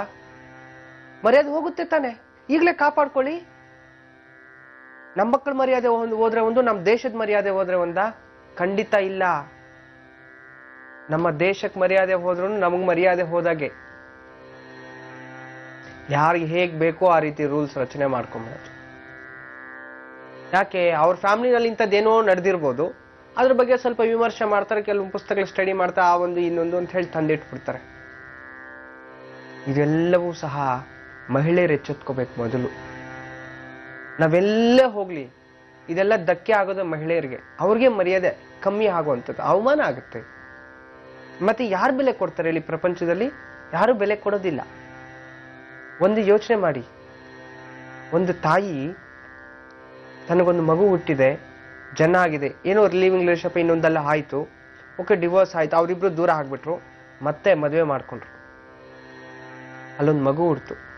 ಮಗು ಹುಟ್ಟಿದಾಗ ಒಂದಲ್ಲ ಒಂದಿನ ನನ್ನ ತಾಯಿ ಈ ರೀತಿ ಮೊದಲೇ ಮಾಡಿದ್ರಂತೆ ಅಂತಂದಾಗ ಆ ಮಗುವಿನ ಹತ್ರ ನೀವು ತಲೆ ತಗ್ಗಿಸ್ಬೇಕಾಗತ್ತೆ ನೀವು ಲೈಫ್ ಲಾಂಗ್. ನಮ್ಮ ತಾಯಿ ಇಂಥ ಕೆಟ್ಟವಳ, ಈ ರೀತಿನ ಚಿಚಿ ಅವಳ ಮುಖ ನಾನು ನೋಡಬಾರ್ದು ಅಂತ ಪರಿಸ್ಥಿತಿ ಬಂದ್ಬಿಡುತ್ತೆ ಮುಂದಿನ ದಿನಗಳಲ್ಲಿ. ಅದು ಆಗ್ಬಾರ್ದು ಅನ್ನೋದಾದ್ರೆ ಈಗಲೇ ನಮ್ಮ ಸಂಪ್ರದಾಯಗಳ ಬಗ್ಗೆ ನಾವು ಎಚ್ಚೆತ್ಕೋಬೇಕು, ನಾವು ಗೌರವ ಕೊಡಬೇಕು, ನಮಗೆ ನಾವು ಸ್ಪಂದಿಸ್ಬೇಕು. ಏನ್ ಮಾಡೋದು ಜನಗಳಿಗೆ ನಾವೇನೂ ಮಾಡೋದಿಲ್ಲ. ಇಂಥ ರೂಲ್ಸ್ ತಂದು ಇಡ್ತಾ ಇದ್ದಾಗ ನಾವು ಅದನ್ನ ಸ್ವಲ್ಪ ಏನಾದ್ರೂ ಎಚ್ಚೆತ್ಕೋಬೇಕು. ನಾವು ಒಂದು ಹೋರಾಟ ಮಾಡೋವಂಥದ್ದು, ಹೋರಾಟ ಗಲಾಟೆ ಬೇಡ, ಅದಕ್ಕೆ ಬೇರೆ ಇನ್ನೊಂದು ಯಾವ್ದಾದ್ರು ಪರ್ಯಾಯ ವ್ಯವಸ್ಥೆಗಳು ಹುಡುಕಿ ಅಥವಾ ಇನ್ನೊಂದು ಲಾಯರ್ ಎಲ್ಲರೂ ಇದ್ದಾರೆ, ದೊಡ್ಡವ್ರಿಗೆ ಹೇಳ್ತಿರೋ ಮಾತಿದ್ ನಾನು. ನೀವೆಲ್ಲ ಅವ್ರಿಗೆ ಸಪೋರ್ಟ್ ಮಾಡಿ ನಮ್ಗಿಂತದ್ದು ಕಲ್ಚರ್ ಬೇಡ, ನಮ್ ಕಲ್ಚರೇ ನಮ್ಗೆ ಸಾಕು ಅನ್ನೋದು ಮಾಡ್ಬೇಕು. ಇಲ್ಲಾಂದ್ರೆ ಇದು ಹಾಳಾಗ್ಬಿಡುತ್ತೆ, ಸಂಬಂಧಗಳಿಗೆ ಬೆಲೆ ಇರೋದಿಲ್ಲ. ಇನ್ನು ಕೆಲವೊಂದ್ ಕಡೆ ಯಾವ ರೀತಿ ನೋಡಿ ಎಂತ ಒಂದು ದುರ್ಪರಿಸ್ಥಿತಿ ಬಂದ್ಬಿಟ್ಟಿದೆ ಅಂತಂದ್ರೆ ನಾವು ಹೇಳ್ತೀವಿ ಏನಂತ, ಮಗನ್ಗೆ ಮಕ್ಕಳಿಲ್ಲ, ಸರಿ ಆಯ್ತು, ನಮ್ಮ ವಂಶೋದ್ಧಾರಕನೇ ಬರಬೇಕು ಅಂತ ಹೇಳಿಬಿಟ್ಟು ಈ ಮಾವನಿಂದ ಅಂತಂದ್ರೆ ಆ ಒಂದು ಸೊಸೆಗೆ ಮಾವ ಯಾರಾಗ್ತಾನೋ ಅವನ ಒಂದು ವೀರ್ಯಾಣುಗಳನ್ನ ತೆಗೆದು IVF ಮಾಡಿ ಈ ದಿನ ಮಕ್ಕಳನ್ನ ಹುಟ್ಟಿಸೋ ಅಂತ ಒಂದು ಸೈನ್ಸ್ ಬೆಳವಣಿಗೆ. ಆ ಸಂಪ್ರದಾಯಕ್ಕೆ ಏನಂತಾರೆ ಗೊತ್ತಾ? ಹುಟ್ಟಿರೋ ಮಕ್ಕಳಿಗೆ ಏನ್ ಹೆಸರು ಗೊತ್ತಾ? ಹೇಳ್ಬಾರ್ದು ನಾನು. ನಿಮ್ ಮಕ್ಕಳಾಗದೆ ಹೋದ್ರೆ ನನ್ನಂತವ್ರನ್ನೋ ಅಥವಾ ಯಾರಾದ್ರೂ ಸಣ್ಣ ಮಕ್ಕಳನ್ನ ದತ್ತಕ್ಕೆ ತಗೋಬೇಡಿ, ಅನಾಥ ಮಕ್ಕಳನ್ನ. ಆದ್ರೆ ಇಂಥ ಒಂದು ಬೇರೆ ವೀರ್ಯಗಳಲ್ಲಿ ನೀವಿನ್ನ IVF ಮಾಡಿಸ್ಕೊಂಡು ಇನ್ನೊಂದು ಮಾಡ್ಕೊಂಡು ಅಂತದ್ದು ಬೇಡ ದಯವಿಟ್ಟು. ಅಂತ ಒಂದು ನೀಚ ಸಂಪ್ರದಾಯಕ್ಕೆ ಕೈ ಹಾಕ್ಬೇಡಿ. ಇನ್ನೂ ಇದೆ, ತಿಳಿಸ್ತಾ ಹೋಗೋಣ ಮುಂದಿನ. ಖಂಡಿತ ಗುರುಜಿ, ಮಾಹಿತಿಗಾಗಿ ಧನ್ಯವಾದಗಳು. ಹಲೋ ನಮಸ್ತೆ. ನಮಸ್ತೆ ಮೇಡಮ್, ನನ್ನ ಹೆಸರು ಮಂಜುಳಾ ಅಂತ. ಮಂಜುಳಾ ಅವ್ರು ಎಲ್ಲಿಂದ ಕಾಲ್ ಮಾಡ್ತಿರೋದು? ಗೌರಿ ಬಿಸ್ನೆಸ್. ಸರಿ, ಯಾರ ಬಗ್ಗೆ ಕೇಳ್ಬೇಕಿತ್ತು ಹೇಳಿ ಮಂಜುಳಾ ಅವರೇ? ನನ್ನ ಮಗನ ಬಗ್ಗೆ ಕೇಳ್ಬೇಕಾಯ್ತು ಮೇಡಮ್. ಮಗನ ಹೆಸರನ್ನ ಹೇಳಿಮ್ಮ. ಕಾಂಚನ್. ಕಾಂಚನ್ನ? ಹಾ. ಜನ್ಮ ದಿನಾಂಕ ಹೇಳಿ. 19/6/97. 19/6/92ನೇ ಇಸವಿ. ಸಮಯ ಹೇಳಿ. 97 ಮೇಡಮ್. 97. ಸಮಯ ಹೇಳಿ. ಸಮಯ 11 ಗಂಟೆ 16 ನಿಮಿಷ. ಬೆಳಗ್ಗೆನಾ ರಾತ್ರಿನಾ? ರಾತ್ರಿ ಮೇಡಮ್. ರಾತ್ರಿ. ಜನ್ಮ ರಾಶಿ ನಕ್ಷತ್ರ ತಿಳಿಸಿ ಮಂಜುಳಾ ಅವರೇ. ಜ್ಯೇಷ್ಠ ನಕ್ಷತ್ರ, ರುಚಿಕ ರಾಶಿ. ಸರಿ, ಗುರುಜಿ ಅವರಿದ್ದಾರೆ, ಮಾತಾಡಿ, ನಿಮ್ಮ ಪ್ರಶ್ನೆ ಕೇಳಿ ಮಂಜುಳಾ ಅವರೇ. ನಮಸ್ತೆ ಅಮ್ಮ. ನಮಸ್ತೆ ಸರ್. ಹೇಳಮ್ಮ. ಗುರುಜಿ, ಅದೇ ವಿದ್ಯಾಭ್ಯಾಸದ ಬಗ್ಗೆ ಕೇಳ್ಬೇಕಾಯ್ತು. ಏನ್ ಓದ್ತಿದಾರ ಈಗ? PUC, first PUC. ಯಾವ ಕಾಂಬಿನೇಷನ್ ಕೊಡ್ಸಿದ್ರಾ? PCMC computer. PCMC. ಚೆನ್ನಾಗಿದೆ ತಾಯಿ, ವಿದ್ಯಾಭ್ಯಾಸ ಚೆನ್ನಾಗಿ ಓದ್ತಾನೆ, ಏನು ತೊಂದರೆ ಇಲ್ಲ. ಸ್ವಲ್ಪ ಸೋಂಬೇರಿತನ ಇದೆಯಮ್ಮ, ಅದ್ ಬಿಟ್ರೆ ಒಳ್ಳೆ ಹುಡುಗನೆ. ಕೋಪ ಜಾಸ್ತಿ, ಸ್ವಲ್ಪ ಹಠವಾದಿ. ನಿಮ್ ಮಾತು ಬಿಟ್ಟು ಇನ್ನೆಲ್ಲರ ಮಾತು ಕೇಳ್ತಾನೆ. ಅದ್ ಒಂದೇ ಒಂದು ಸಮಸ್ಯೆ, ಬೇರೆ ಇನ್ನೇನಿಲ್ಲ ತಾಯಿ. ಮತ್ತೆ ಇವ್ನ ಜೀವನದಲ್ಲಿ ಸಮುದ್ರ ತೀರದಲ್ಲಿ ಕೆಲಸ ಮಾಡ್ತಾನೆ, ಹಡಗಿನಲ್ಲಿ, ಸಮುದ್ರ ತೀರದಲ್ಲಿ, ಸಮುದ್ರದ ಹತ್ರ ಕೆಲಸ ಮಾಡುವಂತ ಉದ್ಯೋಗ ಲೈಫ್ ಲಾಂಗ್. ತುಂಬಾ ಚೆನ್ನಾಗಿ ಹೋಗ್ತಾನೆ. ಎಷ್ಟನೇ ಮಗ ನಿಮ್ಗೆ ಇವ್ರು? ಒಂದೇ ಮಗ. ಏನು ಚಿಂತೆ ಮಾಡ್ಬೇಡಿ ಮಗನ್ ಬಗ್ಗೆ. ಸ್ವಲ್ಪ ಅವನ ಕಡೆ ಗಮನ ಕೊಡ್ಬೇಕು ನೀವು. ಮತ್ತೆ ಕಾಲೇಜ್ಗೆ ಹೋಗೋದು ಬರೋದು ಅಬ್ಸರ್ವೇಷನ್ ಯಾವಾಗ್ಲೂ ಮಾಡ್ತಾ ಇರಿ. ಎರಡನೇದಾಗಿ ಅವ್ನ್ ಬೆಳಗ್ಗೆ ಹೊತ್ತು ಸ್ವಲ್ಪ ಬೇಗ ಎಬ್ಸಿ, ರಾತ್ರಿ ಹೊತ್ತು ಬೇಗ ಮಲಗಿಸೋದು ಅಭ್ಯಾಸ ಮಾಡಿಸಿ. ಸರಿನಮ್ಮ? ಅಷ್ಟೇ, ಬೇರೆ ಇನ್ನೇನು ಅವಶ್ಯಕತೆ ಇಲ್ಲ. ಜಾತಕದಲ್ಲಿ ಯಾವುದೇ ತರದ ದೋಷ ಇಲ್ಲ ತಾಯಿ, ಏನು ಚಿಂತೆ ಮಾಡಬೇಡಿ. 12ನೇ ಮೇಲೆ ರಾಹು ಕೂತಿದ್ದಾನೆ, ವಿದೇಶಗಳಿಗೂ ಹೋಗ್ಬಿಟ್ಟು ಬರ್ತಾನೆ, ಮತ್ತು ಸಮುದ್ರ ತೀರದಲ್ಲಿ ಯಾವಾಗ್ಲೂ ಕೆಲಸ ಮಾಡುವಂಥದ್ದು ಅಥವಾ ದ್ವೀಪಗಳಲ್ಲಿ ಕೆಲಸ ಮಾಡುವಂಥದ್ದು ತೋರಿಸ್ತಿದೆ. ತುಂಬಾ ಚೆನ್ನಾಗಿದೆ, ಯಾವುದೂ ಚಿಂತೆ ಮಾಡಬೇಡಿ, ನಿಸ್ಸಂದೇಹವಾಗಿ ಆರಾಮಾಗಿ ಇರಿ. ಆದ್ರೆ ಇವನ ಒಂದು ಕೈಯಿಂದ ಪ್ರತಿ ಸಂಕಷ್ಟರ ಚೌತಿ ದಿವಸ ಒಂದು ಅರ್ಕ ಪುಷ್ಪ, ಅರ್ಕ ಅಂತಂದ್ರೆ ಬಿಳಿ ಎಕ್ಕದ ಹೂವು, ಅದರಿಂದ ಒಂದು 108 ಹೂವ ಅಥವಾ 54 ಅಥವಾ 27 ಹೂವಿನಿಂದ ಒಂದು ಹಾರ ಮಾಡಿ ಅದನ್ನ ತಗೊಂಡೋಗಿ ಪ್ರತಿ ಸಂಕಷ್ಟರ ಚೌತಿಗೆ ಗಣಪತಿ ಕೊಡಿಸ್ಬಿಟ್ಟು ಬನ್ನಿ. ಅವತ್ತು ವಿಶೇಷವಾಗಿ ಆ ದಿನದಲ್ಲಿ ಪ್ಯೂರ್ ವೆಜಿಟೇರಿಯನ್ ಆಗಿರ್ಬೇಕು, ನಾನ್ ವೆಜ್ ಏನು ತಿನ್ನಬಾರ್ದು, ಮಡಿಯಿಂದ ಇರಬೇಕು. ಆ ಒಂದಿನ ಈ ಮನುಷ್ಯ ಒಂದು ಸುಳ್ಳನ್ನು ಹೇಳಬಾರ್ದು. ಈ ರೀತಿ ಒಂದು ವ್ರತ ಮಾಡಿಸ್ಬಿಡಿ. ನಿಮ್ಮ ಮಗ ನಿಮ್ಮ ವಂಶಕ್ಕೆ ಕೀರ್ತಿ ತರ್ತೇನೆ ತಾಯಿ. ಒಳ್ಳೇದಾಗ್ಲಿ. ನಮಸ್ತೆ. ವೀಕ್ಷಕರೇ, ಇನ್ನೊಬ್ರು ಕಾಲರ್ ಇದ್ದಾರೆ, ಬನ್ನಿ ಮಾತಾಡ್ಸೋಣ. ಹಲೋ. ಹಲೋ, ನಮಸ್ತೆ. ನಮಸ್ತೆ ಮೇಡಮ್. ನಮಸ್ತೆ, ಹೇಳಿ ನಿಮ್ಮ ಹೆಸರನ್ನ ತಿಳಿಸಿ. ನನ್ನ ಹೆಸರು ವಿಜಯಲಕ್ಷ್ಮಿ ಅಂತ ಮೇಡಮ್. ನಮ್ ಒಂದ್ 2 ಸಮಸ್ಯೆ ಇವೆ, ಗುರುಗಳ ಹತ್ರ ಮಾತಾಡಿ ಕೇಳ್ಕೋದಿತ್ತು ಮೇಡಮ್. ಖಂಡಿತ, ಯಾರ ಬಗ್ಗೆ ಕೇಳ್ಬೇಕಿತ್ತು ಹೇಳಿ. ಹಲೋ. ಹಲೋ, ಟಿವಿ ವಾಲ್ಯೂಮ್ ಕಡಿಮೆ ಮಾಡಿ, ಮ್ಯೂಟ್ ಮಾಡಿ, ನಿಮ್ಮ ಪ್ರಶ್ನೆ ನೇರವಾಗಿ ಗುರುಜಿ ಅವರಿಗೆ ಕೇಳಿ. ವಿಜಯಲಕ್ಷ್ಮಿ ಹೇಳಮ್ಮ. ನಾವು ಗುಲ್ಬರ್ಗ ನಿಂತ ಮಾತಾಡತ್ತೀವಿ. ನಮ್ ಗುರುಗಳೇ, ನಿಮ್ ಜೊತೆ ಮಾತಾಡೋದಕ್ಕೂ ಬಹಳ ಖುಷಿ ಆಗ್ತಾ ಇದೆ. ನಮ್ ಕಾಲ್ಸಕ್ಕೆ 2 ವರ್ಷದಿಂದ ಪ್ರಯತ್ನ ಮಾಡಿದ್ರು ನಮ್ಗೆ ಸಿಕ್ಕಿದಿಲ್ಲ ನಿಮ್ ಜೊತೆ. ಆಯ್ತು ತಾಯಿ, ಹೇಳಮ್ಮ, ಏನ್ ಸಮಸ್ಯೆ ಬಗ್ಗೆ ಕೇಳ್ಬೇಕು? ಧರೆಗಿಳಿದ ದೇವರಿಗೆ ನೋಡಿದಷ್ಟು ಖುಷಿ ಆಯ್ತು ಸರ್ ನನಗೆ ಇವತ್ತು. ಖಂಡಿತ ಒಳ್ಳೇದಾಗ್ಲಿ ತಾಯಿ, ಹೇಳಮ್ಮ. ಸರ್, ಗುರುಗಳೇ, ನನ್ನ ಸಮಸ್ಯೆಕ್ಕಿಂತಲೂ ನನ್ನ ಅಣ್ಣ ಮತ್ತು ನನ್ನ ತಂಗಿಯ ಸಮಸ್ಯೆ ಬಗ್ಗೆ ಕೇಳೋದೇ ಇದೆ ನನಗೆ. ಕೇಳ್ತಾಯಿ, ಏನಾಗ್ತಿದೆ ಪ್ರಾಬ್ಲಮ್ ಹೇಳಿ. ನನಗೆ ಅಣ್ಣನ ಬಗ್ಗೆ ಕೇಳೋದಿತ್ತು ಗುರುಗಳೇ. ಕೇಳಿ. ಅಣ್ಣ ಹೆಸರೇನು? ಅಣ್ಣನ ಹೆಸರು ಮನೋಹರ ಅಂತ ಹೇಳಿ ಗುರುಗಳೇ. ಸರಿ. ಅವರು ಹುಟ್ಟಿದ್ದು 8/5/77 ರವಿವಾರ ಬೆಳಿಗ್ಗೆ 8:11 ಗುರುಗಳೇ. ಸರಿ. ಆಮೇಲೆ ಮತ್ತು ತಂಗಿ ಅವ್ರ ಅಣ್ಣ 4-5 ವರ್ಷದಿಂದ ಗುರುಗಳೇ ಆರ್ಥಿಕ ಪರಿಸ್ಥಿತಿಯಿಂದ ತುಂಬಾನೇ ಹಿಂದುವರಿದ್ದಾರೆ. ಅಂಗಡಿಗೆ ಸರಿಯಾಗಿ ಹೋಗೋದಿಲ್ಲ, ಅವ್ರ ಅಂಗಡಿಯಲ್ಲಿ ಏನು ನಡೆದೇ ಇಲ್ಲ. ಅವ್ರು ತುಂಬಾನೇ ಆರ್ಥಿಕ ಪರಿಸ್ಥಿತಿಯಿಂದ ಪೂರನೇ ಬಹಳ ಕುಸಿದು ಬಿದ್ದಿದ್ದಾರೆ ಗುರುಗಳೇ. ಏನ್ ಕೆಲಸ ಮಾಡ್ತಾರೆ ಅವರು? ಅವರು ಬಂಗಾರ ಕೆಲಸ ಇದೆ ಗುರುಗಳೇ ಅವ್ರದ್ದು. ಓಕೆ. ತಂಗಿ ಬಗ್ಗೆ ಏನ್ ಕೇಳ್ಬೇಕಿದೆ? ಏನ್ರಿ ಗುರುಗಳೇ? ತಂಗಿ ತಂಗಿ ಬಗ್ಗೆ ಮದುವೆ ಬಗ್ಗೆ ಕೇಳೋದಿತ್ತು ಗುರುಗಳೇ. ತಂಗಿಗೆ ಡೇಟ್ ಆಫ್ ಬರ್ತ್ 28/8/84 ಮಂಗಳವಾರ 11:30 ರಾತ್ರಿಗೆ ಗುರುಗಳೇ. ಇವರಿಬ್ರು ಸಮಸ್ಯೆ ಬಗ್ಗೆ ಹೇಳಿದ್ರೆ ಗುರುಗಳೇ, ಅವ್ರು ನಮ್ಮ ಅಣ್ಣ ಚೆನ್ನಾಗಿದ್ರೆ ನನ್ನ ಅಣ್ಣನ ಮೇಲೆ ನಾನು ನನ್ನ 3 ಮಕ್ಕಳು ಎಲ್ಲರೂ ಡಿಪೆಂಡ್ ಆಗಿದ್ದೀವಿ. ಅಣ್ಣ ಒಬ್ನೇ ಚಂದಿದ್ರಿ ನಾವೆಲ್ಲರೂ ಚಂದಿದ್ದ, ನಮ್ಮ ಕುಟುಂಬನೇ ಚಂದಿದಂಗೆ ಗುರುಗಳೇ. ಸರಿಮ್ಮ, ಚಿಂತೆ ಮಾಡ್ಬೇಡ ತಾಯಿ. ನಿಮ್ಮ ಅಣ್ಣನ ಚಂದ ಮಾಡೋಣ, ಏನು ತೊಂದ್ರೆ ಇಲ್ಲ. ತಂಗಿಗೂ ಒಂದು ಮದ್ವೆಗೆ ಅನುಕೂಲ ಆಗೋ ತರ ನಾನು ವ್ರತ ಹೇಳ್ತೀನಿ ತಾಯಿ. ಯಾವುದೇ ತರದ್ದು ಹಾಗೆ ನೀವು ಲೈನಲ್ಲೇ ಇರಿ. ನಾನು ರಮಲಶಾಸ್ತ್ರ ನೋಡಿ ನಿಮ್ಗೆ ಪರಿಹಾರವನ್ನು ತಿಳಿಸ್ತೀನಿ. ವಿಜಯಲಕ್ಷ್ಮಿ ಅವ್ರದ್ದು ನಾನು ರಮಲಶಾಸ್ತ್ರ ಆಗ್ಲೇನೆ ಹಾಕಿದ್ದೆ, ನೋಡಿದ್ವಿ ರಮಲಶಾಸ್ತ್ರವನ್ನ. ಆದ್ರೆ ಪರಿಹಾರ ಕೊಡೋದು ಸ್ವಲ್ಪ ವಿಳಂಬ ಆಗಿತ್ತು. ಮಧ್ಯದಲ್ಲಿ ಒಂದು ಕಾರ್ಯಕ್ರಮದಲ್ಲಿ ಬ್ರೇಕ್ ಇದ್ದಿದ್ರಿಂದ. ಆದರೆ ಈ ಒಂದು ರಮಲಶಾಸ್ತ್ರ ಅನುಸಾರವಾಗಿ ಅಣ್ಣನ ಆರ್ಥಿಕ ಸ್ಥಿತಿಯಲ್ಲಿ ಪ್ರಶ್ನೆಯನ್ನ ಇಟ್ಟಿದ್ದಾರೆ. ಅದರಲ್ಲಿ ಏನಾಗ್ತಾ ಇದೆ, ಧನಸ್ಥಾನಾಧಿಪತಿ 6ನೇ ಮನೆಯಲ್ಲಿ ಕೂತಿದ್ದಾನೆ. ಅಂದ್ರೆ ಶತ್ರುಸ್ಥಾನ ಅಂತಂದ್ರೆ ಇವರ ಶತ್ರುಗಳಿಂದಾನೇ ಇವರಿಗೆ ಹಣ ಆರ್ಥಿಕ ಸ್ಥಿತಿಯಲ್ಲಿ ಹೋಗ್ತಿದೆ. ಅಂದ್ರೆ ಎಲ್ಲೋ ಪಾರ್ಟ್ನರ್ಶಿಪ್ ಅಲ್ಲಿ, ಮತ್ತೆ ಎದುರುಗಡೆ ಇರ್ತಕ್ಕಂಥ ಇವ್ರು ಏನ್ ಬಿಸ್ನೆಸ್ ಮಾಡ್ತಿದಾರೋ ಸೇಮ್ ಅಂಥದ್ದು ಇನ್ನೊಬ್ರು ಮಾಡ್ತಿದಾರೆ. ಅವ್ರ ಶತ್ರು ಅಂತಲ್ಲ, ಸಹಭಾಗಿಗಳು ಅಂತ ಹೇಳ್ಬೋದು. ಎಲ್ಲ ಕಡೆಯಿಂದ ಅವ್ರು ಮಾಡ್ತಿರ್ತಾರೆ.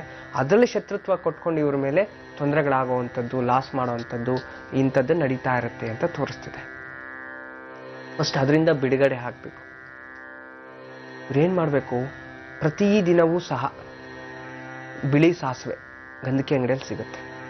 ಅದೇ ರೀತಿ ಕಪ್ಪು ಉದ್ದಿನ ಕಾಳು, ಇವೆರಡನ್ನ ಒಂದು ಚೀಟಿಯಲ್ಲಿ ಇಟ್ಕೊಂಡ್ಬಿಡ್ಬೇಕು. ಅದನ್ನ 108 ಚೀಟಿ ಮಾಡಿ ಇಟ್ಕೊಂಡ್ಬಿಡ್ಬೇಕು ಪಟ್ನ. ಅದನ್ನ ಪ್ರತಿದಿನ ರಾತ್ರಿ ತಲೆದಿಂಬ ಹಡಿಯಲ್ಲಿ ಇಟ್ಕೊಂಡು ಮಲ್ಕೋಬೇಕು. ಬೆಳಗ್ಗೆ ನೀವು ಆಚೆ ಕೆಲ್ಸಕ್ಕೆ ಹೋಗ್ತಾ ನಿಮಗೆ ನೀವೇ ಎಳೆ ತಗೊಂಡು 3 ದಾರಿನಲ್ಲಿ ಚೆಲ್ಬಿಟ್ಟು ಹೋಗ್ಬಿಡ್ಬೇಕು. ಒಂದು ಚೀಟಿಗೆ ಎಷ್ಟಿಷ್ಟೆ, ಒಂದು 108 ದಿನ ಮಾಡಿ ಕಂಟಿನ್ಯೂಸ್ ಆಗಿ. ನಿಮ್ಮಲ್ಲಿರೋ ನೆಗೆಟಿವ್ ಎನರ್ಜಿ ಎಲ್ಲ ಕುಗ್ತಾ ಹೋಗುತ್ತೆ, ಜನಾಕರ್ಷಣ ಶಕ್ತಿ ಬೆಳೆಯುತ್ತೆ. ಮತ್ತೆ ಲಕ್ಷ್ಮಿ ತಂತ್ರ ಪ್ರಯೋಗದಲ್ಲಿ ಇದರ ಬಗ್ಗೆ ವಿಮರ್ಶೆ ಬರೆದಿದ್ದಾರೆ. ಅಂತಂದ್ರೆ ಕುಬೇರ ವಶೀಕರಣ ಮಾಡ್ಕೊಳ್ಳೋ ಒಂದು ತಂತ್ರ ಇದು. ಆದರೆ ಪ್ರತಿನಿತ್ಯವೂ ಸಹ 1 ಹನಿ ಜೇನುತುಪ್ಪ, 1 ತುಳಸಿ ದಳವನ್ನು ತಿಂತಾ ಇರಬೇಕು. ಆ 48 ದಿನ 108 ದಿನ ಇದನ್ನು ಮಾಡ್ಕೊಳ್ಳಿ. ನಿಮಗೆ ಬಿಸ್ನೆಸ್ ಅಲ್ಲಿ ಅಭಿವೃದ್ಧಿ ಆಗುತ್ತೆ. ಇನ್ನ ಮಗಳ ತಂಗಿಯ ಒಂದು ಪ್ರಶ್ನೆ ಪ್ರಕಾರವನ್ನು ಇಟ್ಟಿದ್ರಿ. ಮದುವೆ ವಿಚಾರ, ಮಗಳ ಜಾತಕದಲ್ಲಿ ಕುಜ ದೋಷ ಇದೆ. ಚತುಸ್ಥಾನದಲ್ಲಿ ಕುಜ ಕೂತ್ಕೊಂಡಾಗ ಕುಜದೋಷ ಬರುತ್ತೆ. ಅದನ್ನ ಕುಜದೋಷಕ್ಕೆ ನಿವಾರಣೆ ನಾನು ಸಾಕಷ್ಟು ಸಲ ಹೇಳಿರ್ತೀನಿ. ಆದ್ರೆ ಈ ಮಗುಗೆ ಅರ್ಕ ವಿವಾಹ ಅಂತ ಮಾಡಬೇಕಾಗುತ್ತೆ. ಅರ್ಕ ವಿವಾಹ ಅಂತಂದ್ರೆ, ಅರ್ಕ ಅನ್ನೋದು ಒಂದು ಗಿಡ. ಯಾವುದು? ಬಿಳಿ ಎಕ್ಕದ ಗಿಡ.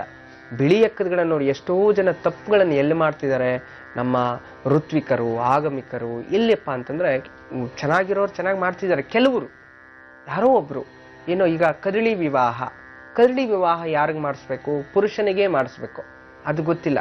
ಹೆಣ್ಮಕ್ಳಿಗೂ ಸಹ ಕದಲಿ ವಿವಾಹ ಮಾಡಿಸೋದು ಪ್ರಯತ್ನ ಆಗುತ್ತಿದೆ.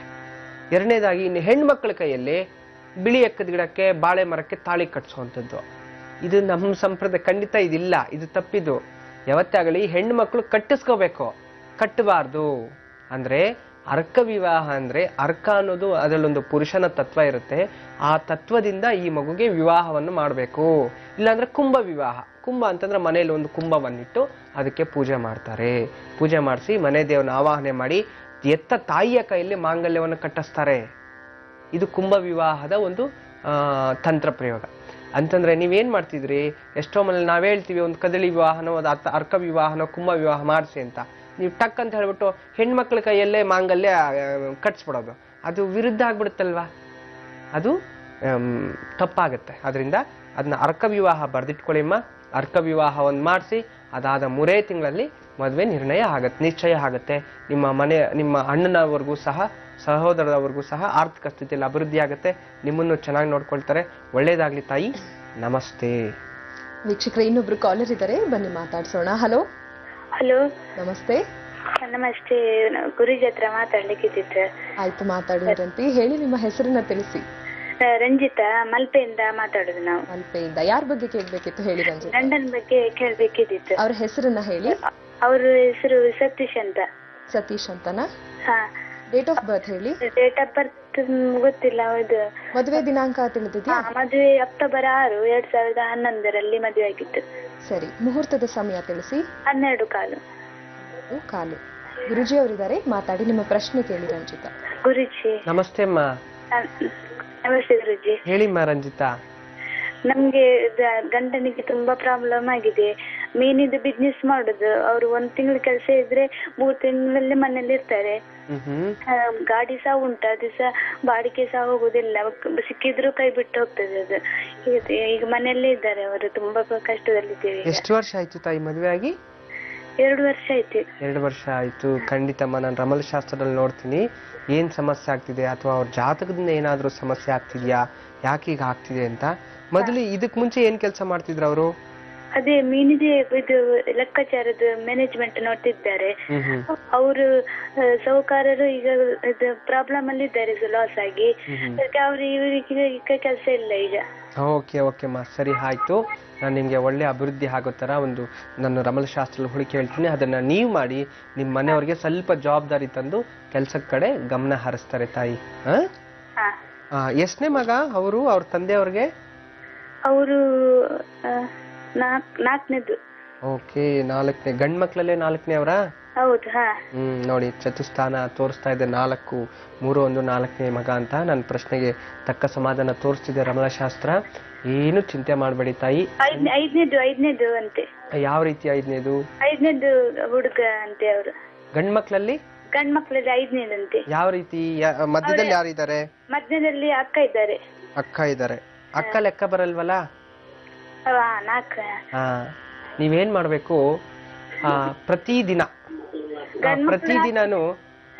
ಪ್ರತಿದಿನಾನು ನೀವು ಮನೆಯಲ್ಲಿ ಒಂದಿಡಿ ಉದ್ದಿನ ಹಿಟ್ಟು ಸಿಗುತ್ತೆ ನಿಮ್ಗೆ. ಉದ್ದಿನ ಹಿಟ್ಟು, ಅದಕ್ಕೆ ಸ್ವಲ್ಪ ಬೆಲ್ಲ, ಜೇನುತುಪ್ಪವನ್ನು ಹಾಕಿ ಅದನ್ನ ಉಂಡೆ ತರ ಮಾಡ್ಕೋಬೇಕು, ಹಾಲು ಹಾಕಿ. ಅದರಲ್ಲಿ ತುಪ್ಪದ ದೀಪ ಹಚ್ಚಬೇಕು ದೇವ್ರ ಮನೆಯಲ್ಲಿ. ಸಾಯಂಕಾಲ ಒಳಗಡೆ ಅದನ್ನ ಹಸುಗೋ ಅಥವಾ ಮೀನುಗಳಿಗ ಹಾಕ್ಬಿಡ್ಬೇಕು, ಅಥವಾ ಸಮುದ್ರಕ್ಕಾದ್ರೂ ಹಾಕ್ಬಿಡಿ. ಈ ರೀತಿ ಒಂದು 108 ದಿನ ಮಾಡಿ. ನಿಮ್ಮ ಮನೇಲಿ ಇರ್ತಕ್ಕಂಥ ಜನ್ಮ ದಾರಿದ್ರ್ಯನ ದೂರ ಆಗ್ತಾ ಹೋಗುತ್ತೆ, ಅವರ ಕೆಲಸದಲ್ಲೂ ಅಭಿವೃದ್ಧಿ ಆಗ್ತಾ ಹೋಗುತ್ತೆ. ಅಷ್ಟೇಮ್ಮ, ಈ ಸಣ್ಣ ತಂತ್ರ ಪ್ರಯೋಗ ಮಾಡಿ, ಒಳ್ಳೇದಾಗತ್ತೆ ತಾಯಿ. ನಮಸ್ತೆ. ನಾಳೆ ಭಾನುವಾರ ಅಂದ್ರೆ ಮಂತ್ರದ ಉಪದೇಶವನ್ನ ಪಡ್ಕೊಳ್ಳುವಂತಹ ದಿನ. ಗುರುಜಿಯವರು ಕಾರ್ಯಸಿದ್ಧಿಗೋಸ್ಕರ ವಿಶೇಷವಾದಂತಹ ಒಂದು ಮಂತ್ರದ ಉಪದೇಶವನ್ನ ಮಾಡ್ತಾರೆ. ಈ ಒಂದು ಕಾರ್ಯಕ್ರಮವನ್ನ ತಪ್ಪದೇ ವೀಕ್ಷಿಸಿ. ನಾಳೆ ಬೆಳಗ್ಗೆ ನಿಮ್ಮ ನೆಚ್ಚಿನ ಓಂಕಾರ ಕಾರ್ಯಕ್ರಮದಲ್ಲಿ. ಈಗ ಒಬ್ರು ಕಾಲರ್ ರೆಡಿ ಇದ್ದಾರೆ, ಬನ್ನಿ ಅವ್ರನ್ನ ಮಾತಾಡ್ಸೋಣ. ಹಲೋ. Hello madam. ನಮಸ್ತೆ. ನಮಸ್ತೆ ಸರ್, ಹೇಳಿ. ನನ್ನ ಹೆಸರು ಆನಂದ ಅಂತ. ಹೇಳಿ ಆನಂದ್ ಅವ್ರು, ಎಲ್ಲಿಂದ ಕಾಲ್ ಮಾಡ್ತಿರೋದು? ನಾನು ಬೆಂಗಳೂರು ಯಶವಂತಪುರದಿಂದ ಮೇಡಮ್. ಸರಿ, ಯಾರ ಬಗ್ಗೆ ಕೇಳ್ಬೇಕಿತ್ತು ಸರ್? ನನ್ನ ಬಗ್ಗೆ ಮತ್ತೆ ನನ್ನ ಮಗನ ಬಗ್ಗೆ ಕೇಳ್ಬೇಕಾಯ್ತು ಮೇಡಮ್. ಖಂಡಿತ, ಒಬ್ಬರ ಬಗ್ಗೆ ಕೇಳ್ಬೋದು. ಹೇಳಿ, ಯಾರ ಬಗ್ಗೆ ಕೇಳ್ತೀರಾ? ನನ್ನ ಬಗ್ಗೆನೇ ಕೇಳ್ತೀನಿ ಮೇಡಮ್. ನಿಮ್ಮ ಡೇಟ್ ಆಫ್ ಬರ್ತ್ ತಿಳಿಸಿ ಸರ್. 22 ರಾತ್ರಿ 12:45 ಡಿಸೆಂಬರ್ 1960. 1960 22/12/1960 ರಾತ್ರಿ 12:45 ಅಂತ ಹೇಳ್ತಿದ್ರ. ಹೌದು ಹೌದು. ಜನ್ಮ ರಾಶಿ ನಕ್ಷತ್ರ ತಿಳಿಸಿ ಆನಂದ್ ಅವರು. ನಕ್ಷತ್ರ ಶತಭಿಷ, ಕುಂಭರಾಶಿ. ಗುರುಜಿ ಅವರಿದ್ದಾರೆ, ಮಾತಾಡಿ, ನಿಮ್ಮ ಪ್ರಶ್ನೆ ಕೇಳಿ. ನಮಸ್ತೆ. ನಮಸ್ಕಾರ ಗುರುಗಳೇ. ನಮಸ್ತೆ, ಹೇಳಿ. ನನಗೆ 3 ವರ್ಷದಿಂದ ಸ್ಪೈನಲ್ ಕಾರ್ಡ್ ಪ್ರಾಬ್ಲಮ್ ಇದೆ. ಓಕೆ, ಮತ್ತೆ ಆರ್ಥಿಕ ಪರಿಸ್ಥಿತಿ ತುಂಬಾ ಕೆಟ್ಟದಾಗಿದೆ. ನೋಡೋಣ, ಖಂಡಿತ ನೋಡೋಣ. ನಿಮ್ ಜಾತಕ ಶತಭಿಷ ನಕ್ಷತ್ರ, ಕುಂಭರಾಶಿ, ರಾಹು ದಿಶೆಯಲ್ಲಿ ಹುಟ್ಟಿದ್ರಿ ಅಂತ ಹೇಳಿದೆ. ನಿಮ್ ಜಾತಕದಲ್ಲಿ ಲೀಗಲ್ ಡಿಪಾರ್ಟ್ಮೆಂಟ್ ಅಲ್ಲಿ ಕೆಲಸ ಮಾಡ್ಬೇಕಿತ್ತು ನೀವು. ಆಕ್ಚುಲಿ ಮಿಲಿಟರಿ ಅಥವಾ ಪೊಲೀಸ್ ಅಲ್ಲಿ ನೀವೇನಾದ್ರೂ ಟ್ರೈ ಮಾಡಿದ್ರೆ ಒಳ್ಳೆ ಉದ್ಯೋಗ ಸಿಕ್ಕಿರೋದು. ಯಾಕೆ ಹೋಗಿಲ್ಲ? ಇಲ್ಲ ಸ್ವಾಮಿ, ನನಗೆ ಓದು SLCನೇ ಮುಗಿಯಿತು, ಅದಕ್ಕೋಸ್ಕರ. SLC ಮುಗಿದ ತಕ್ಷಣ ಮಿಲಿಟರಿಗೆ ಹೋಗಿದ್ರೆ ತುಂಬಾ ಚೆನ್ನಾಗಿರೋದು. ನಿಮ್ ದೇಹದ ಪ್ರತಿವೃತ್ತಿ ಮತ್ತೆ ನಿಮ್ ಕೋಪ, ನಿಮ್ ಸ್ಥೈರ್ಯತೆ, ನಿಮ್ ಕಾನ್ಫಿಡೆನ್ಸ್ ಹಂಗಿದೆ. ಹೌದು. ಕೋಪ ಜಾಸ್ತಿ ಕಮ್ಮಿ ಮಾಡ್ಕೊಳ್ಳಿ. ಖಂಡಿತ ಸರ ಹೋಗುತ್ತೆ. ದ್ವಿತೀಯ ಸ್ಥಾನದಲ್ಲಿ ರಾಹು ಕೂತಿದ್ದಾನೆ ಅಂತ ಹೇಳ್ತಿದೆ. ಎಷ್ಟು ವರ್ಷದಿಂದ ಪ್ರಾಬ್ಲಮ್ ಇದೆ ನಿಮ್ಗಿದು? ನನಗೆ 3 ವರ್ಷದಿಂದ ಪ್ರಾಬ್ಲಮ್ ಸ್ವಾಮಿ. 3 ವರ್ಷದಿಂದ ಇದೆ. ತೊಂದ್ರೆ ಇಲ್ಲ. ನಿಮ್ ಮನೆ ದೇವ್ರು ಯಾವ್ದು? ವೆಂಕಟೇಶ್ವರ. ವೆಂಕಟೇಶ್ವರ. ನಿಮ್ಗೆ ನಿಯರೆಸ್ಟ್ ಮನೆಗೆ ಹತ್ರದಲ್ಲಿ ಯಾವ್ದಾದ್ರು ದುರ್ಗಾದೇವಿ ದೇವಸ್ಥಾನ ಇದೆಯಾ? ಇದೆ. ಪ್ರತಿ ಮಂಗಳವಾರ ಸಾಯಂಕಾಲ ಸಮಯದಲ್ಲಿ ಈ ರಾಹು ಕಾಲದಲ್ಲಿ ವಿಶೇಷವಾಗಿ ಒಂದು 11 ಅಥವಾ ಒಂದು 16, 20 ನಿಂಬೆಹಣ್ಣಿನ ಒಂದು ಮಾಲೆಯನ್ನು ಮಾಡಿಸಿ ಅದನ್ನ ಆ ಅಮ್ಮನವ್ರಿಗೆ ಕೊಡಿ. ಒಂದು 16 ವಾರ ಮಾಡಿ. ಮತ್ತೆ ಪ್ರತಿದಿನ ಬೆಳಗ್ಗೆನೆ ಜೇನುತುಪ್ಪದ 1 ಟೀ ಸ್ಪೂನ್ ಅಷ್ಟು, ಜೊತೆಯಲ್ಲಿ ವೀಳ್ಯದೆಲೆ ರಸ 1 ಚೂರು, ಅದರ ಜೊತೆಯಲ್ಲಿ ನಮ್ಗೆ ಈ ಒಂದು ಗಂಧಕ್ಕೆ ಅಂಗಡಿ ಅಥವಾ ಒಂದು ಆಯುರ್ವೇದಿಕ್ ಸೆಂಟರ್ ಅಲ್ಲಿ ರಜತ ಭಸ್ಮ ಅಂತ ಸಿಗುತ್ತೆ. ರಜತ ಅಂತಂದ್ರೆ ಬೆಳ್ಳಿ. ಆ ರಜತ ಭಸ್ಮವನ್ನ 1 ಗ್ರಾಮ್ ಅಷ್ಟು ತಗೊಂಡು 1 ಗ್ರಾಮ್ನ 10 ದಿನ ಯೂಸ್ ಮಾಡ್ಬೇಕು ನೀವು. ಅಂತಂದ್ರೆ ವೀಳ್ಯದೆಲೆ ರಸ 1 ಚೂರು, ಮತ್ತೆ ಜೇನುತುಪ್ಪ 1 ಚೂರು, ರಜತ ಭಸ್ಮ ಒಂದು ಸ್ವಲ್ಪ, ಈ ರೀತಿ ಒಂದು 3 ತಿಂಗಳು ತಗೊಳ್ತಾ ಬನ್ನಿ. ನಿಮ್ಮ ದೇಹದಲ್ಲಿ ಎಲ್ಲೋ ಪ್ರಾಬ್ಲಮ್ ಕ್ಲಿಯರ್ ಆಗತ್ತೆ. ಮತ್ತೆ ಆರ್ಥಿಕ ಸ್ಥಿತಿಯಲ್ಲಿ ನೀವು ಸಂಪಾದನೆ ಮಾಡಿದ್ದು ಯಾವ್ದು ಉಳಿಸ್ಕೊಳಕ್ ಆಗ್ತಿಲ್ಲ, ಅದೆಲ್ಲ ಅಭಿವೃದ್ಧಿ ಆಗತ್ತೆ. ಬೇರೆಯವ್ರಿಗೆ ದುಡ್ಡನ್ನ ಕೊಡಬೇಡಿ, ಕೊಟ್ಟಿದ್ದು ವಾಪಸ್ ಬರಲ್ಲ. ಇಷ್ಟು ಮಾಡ್ಕೊಳ್ಳಿ, ಒಳ್ಳೇದಾಗತ್ತೆ. ನಮಸ್ತೆ. ವೀಕ್ಷಕರೇ, ಈಗ ಪತ್ರಗಳತ್ತ ಗಮನ ಹರಿಸೋ ಸಮಯ ಆಗಿದೆ. ಬನ್ನಿ ನೋಡೋಣ ಯಾರೆಲ್ಲ ಭಾಗ್ಯಶಾಲಿಗಳು ಈ ದಿನ ಆಗಿದ್ದಾರೆ, ಯಾರಿಗೆ ಜಿ ಕನ್ನಡ ವಾಹಿನಿ ಕಡೆಯಿಂದ ವಿಶೇಷವಾದಂತಹ ಶ್ರೀಚಕ್ರ ನಾಣ್ಯ ಸಿಗ್ತಾ ಇದೆ ಅಂತ. ಮೊದಲನೆಯ ಪತ್ರ ಬೆಂಗಳೂರಿನ ಗೋಕುಲ ಫಸ್ಟ್ ಸ್ಟೇಜ್ ಇಂದ ಬಂದಿದೆ. ಶೇಷಾದ್ರಿ ಅವರು ಪತ್ರವನ್ನ ಬರೆದಿದ್ದಾರೆ. ಬನ್ನಿ ನೋಡೋಣ ಅವರ ಸಮಸ್ಯೆ ಏನು ಅನ್ನೋದನ್ನ ತಿಳ್ಕೊಳ್ಳೋಣ. ಗುರುಜಿ, ಪತ್ರವನ್ನ ಶೇಷಾದ್ರಿ ಅವರು ಬರೀತಾ ಇದ್ದಾರೆ. ಕಾರ್ಯಕ್ರಮವನ್ನ ತಪ್ಪದೆ ಪ್ರತಿನಿತ್ಯವೂ ಕೂಡ ನಾವು ವೀಕ್ಷಿಸ್ತೀವಿ ಅಂತ ಹೇಳ್ತಿದ್ದಾರೆ. ಜನ್ಮ ದಿನಾಂಕವನ್ನ ಸೂಚಿಸಿದ್ದಾರೆ 16/5/74 ಇಸವಿ. ಸಮಯ ಬೆಳಗ್ಗೆ 11:35 ಹೈದರಾಬಾದ್ನಲ್ಲಿ ಜನನ ಅಂತ ಹೇಳಿದ್ದಾರೆ. ಮದುವೆ ವಿನಾಕಾರಣ ವಿಳಂಬ ಆಗ್ತಾ ಇದೆ. ವಯೋವೃದ್ಧ ಜವಾಬ್ದಾರಿ ನನಗಿದೆ. ತಂದೆಯವರು ದೈವಾಧೀನರಾಗಿ 3 ವರ್ಷಗಳಾಗಿದೆ. ಗುರುಜಿ, ದಯವಿಟ್ಟು ಜಾತಕವನ್ನ ನೋಡಿ ಪರಿಶೀಲಿಸಿ, ಏನಾದ್ರೂ ಸಮಸ್ಯೆ ಇದ್ರೆ ಖಂಡಿತ ನಮ್ಗೆ ತಿಳಿಸ್ಕೊಡ್ಬೇಕು, ಪರಿಹಾರವನ್ನ ಸೂಚಿಸಿ ಅಂತ ಕೇಳ್ಕೊಳ್ತಿದ್ದಾರೆ. ನಕ್ಷತ್ರ ತೋರಿಸಿದ್ದಾರೆ. ನಕ್ಷತ್ರ ಏನು ತಿಳಿಸಿಲ್ಲ. 74ರಲ್ಲಿ ಜನನ. ಏನವ್ರ ಹೆಸರು? ಶೇಷಾದ್ರಿ. ಶೇಷಾದ್ರಿ ಮಹಾಕಾಳಿ. ಪಂಚಮ ಸ್ಥಾನ, ಚತುಸ್ಥಾನ, ಜನ್ಮಸ್ಥಾನ. ಲಗ್ನಾಧಿಪತಿ ಚತುಸ್ಥಾನದಲ್ಲಿ, ಪಂಚಮಾಧಿಪತಿ ಅಷ್ಟಮದಲ್ಲಿ ಕೂತಿರ್ತಕ್ಕಂಥದ್ದು. ಪರಿವರ್ತನಾ ಯೋಗ. ವಿಶೇಷವಾಗಿ ಲಗ್ನಾಧಿಪತಿ ಪಂಚಮ ಸ್ಥಾನದಲ್ಲಿ ಇರತಕ್ಕಂಥದ್ದು. ಪೂರ್ವ ಪುಣ್ಯ ಸ್ಥಾನ ತುಂಬ ವಿಶೇಷವಾದ ಸ್ಥಾನನೇ. ಮತ್ತು ವಿದ್ಯಾಸ್ಥಾನಕ್ಕೂ ಅದನ್ನ ನೋಡಬಹುದು. ಅದರಲ್ಲಿ ಏನಾಗ್ತಿದೆ, ಸಪ್ತಮದಲ್ಲಿ, ಲಗ್ನಕ್ಕೆ ಸಪ್ತಮದಲ್ಲಿ ಇರತಕ್ಕಂಥ ಪಾಪಗ್ರಹಗಳು, ಶನಿ ಕೂತಿರ್ತಕ್ಕಂಥದ್ದು. ಯಾರಿಗೇ ಆಗಲಿ ಜೀವನದಲ್ಲಿ ಲಗ್ನದಲ್ಲಿ ಸೂರ್ಯ ಅಂದ್ರೆ ಜನ್ಮ ಲಗ್ನದಲ್ಲಿ ಸೂರ್ಯ ಇರ್ತಕ್ಕಂಥದ್ದು, ಸಪ್ತಮದಲ್ಲಿ ಶನಿ. ಈ ಸೂರ್ಯ ಶನಿ ಶತ್ರುಗಳು. ಆ ಒಂದು ಶತ್ರುತ್ವದ ಕಾರಣದಿಂದ ಇವರು ಶೀಘ್ರವಾಗಿ ಮದುವೆಗೆ ಮುಂಚಿತವಾಗಿ ತಂದೆಯನ್ನ ಕಳ್ಕೊಂಡಿದ್ದಾರೆ. ಕೆಲವೊಂದು ಸಮಯದಲ್ಲಿ ತಂದೆ ಸ್ಥಾನದಲ್ಲಿ ಏನಾದರೂ ರವಿ ಇದ್ದು ಈ ಬುಧ ದಶೆ ಬಂದಾಗ ರವಿ ಭುಕ್ತಿ, ಅಂತರ್ಭುಕ್ತಿ, ಶನಿ ದಶೆಯಲ್ಲಿ ಅಂತರ ಬುಧ ಭುಕ್ತಿ ಇಂಥದ್ದೇನಾದ್ರೂ ಬಂದಾಗ ತಂದೆಯ ಅನಾರೋಗ್ಯಗಳಾಗುತ್ತೆ ಅಥವಾ ತಂದೆಗೆ ಮರಣಯೋಗಗಳು, ತಂದೆಗೆ ಆಪರೇಷನ್ಸ್ ಆಗುತ್ತೆ. ರಿಲೇಟೆಡ್ ಟು ಎಲ್ಲಿದ್ದಾನೆ ಅನ್ನೋದು ನೋಡಿ ಅದರ ಬಗ್ಗೆ ಜಾತಕವನ್ನು ಕಂಡುಹಿಡಿಯಬಹುದು. ಆ ಒಂದು ಇರುತ್ತೆ ಜಾತಕದಲ್ಲಿ, ವಿಶೇಷವಾಗಿ ಹುಡುಕಬಹುದು, ತೊಂದರೆ ಇಲ್ಲ.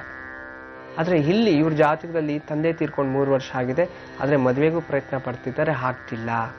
ಸಣ್ಣ ಒಂದು ಪರಿಹಾರ, ಪ್ರತಿ ಶನಿವಾರ ಒಂದು ವೀಳ್ಯದೆಲೆ, ಇನ್ನೊಂದು ವೀಳ್ಯದೆಲೆ ತಗೋಬೇಕು.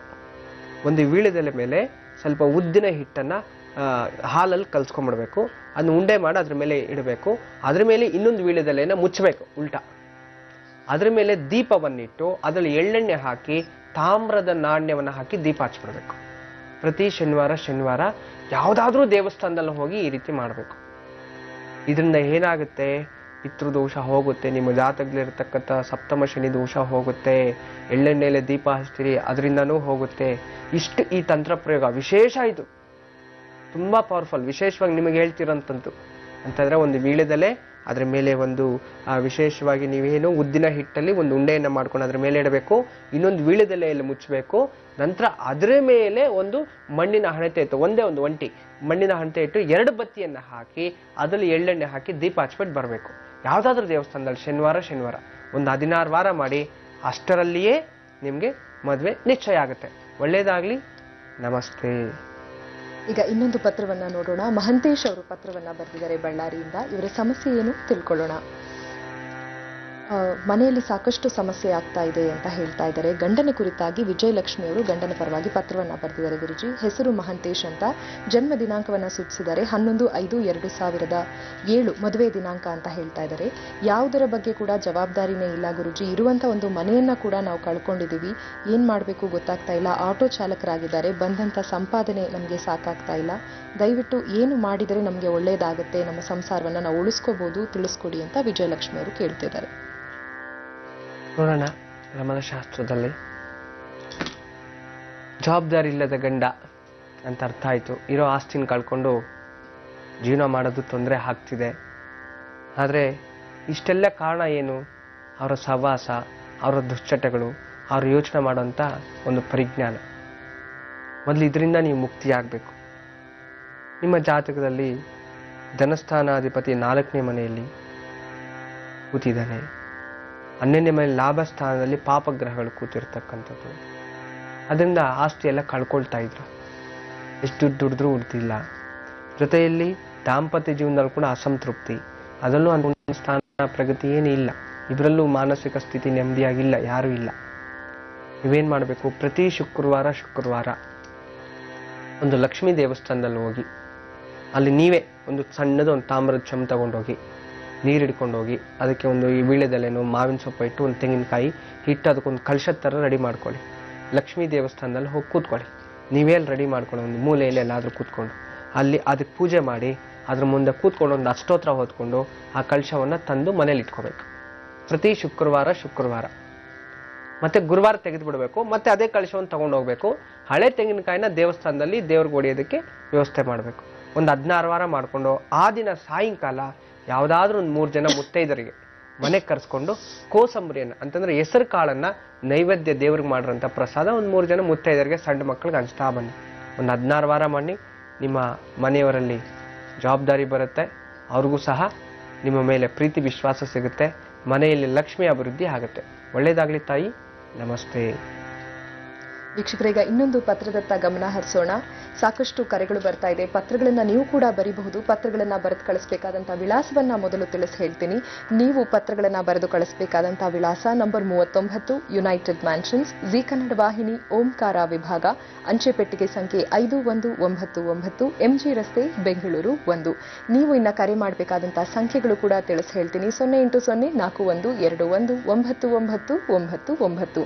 ಮನೆಯಲ್ಲಿ ಶುಭ ಕಾರ್ಯಗಳು ನಡೆಯುತ್ತೆ ಅನ್ನೋದೇ. ಆದ್ರೆ ನೀವೇನ್ ಮಾಡಬಹುದು ಗೊತ್ತಾ? ಇನ್ ಮುಂದೆ 15 ದಿನ ಮುಂಚಿತವಾಗಿಯೇ ನಿಮ್ಮ ಭಾವಚಿತ್ರಗಳನ್ನ ಆಹ್ವಾನ ಪತ್ರಿಕೆಯ ಜೊತೆಗೆ ಸಮೇತವಾಗಿ ನಿಮ್ಮ ಒಂದು ಪತ್ರದೊಂದಿಗೆ ನಮ್ಮ ವಾಹಿನಿಗೆ ಬರೆದು ಕಳಿಸಬಹುದು. ಗುರೂಜಿ ಅವರು ಈ ಒಂದು ಕಾರ್ಯಕ್ರಮದಲ್ಲಿ ಆ ಒಂದು ಫೋಟೋಸ್ನ ನಾವು ಭಾವಚಿತ್ರಗಳನ್ನ ಡಿಸ್ಪ್ಲೇ ಮಾಡ್ತೀವಿ. ಜೊತೆಗೆ ಆಶೀರ್ವಾದವನ್ನ ಕೂಡ ಮಾಡಲಿದ್ದಾರೆ.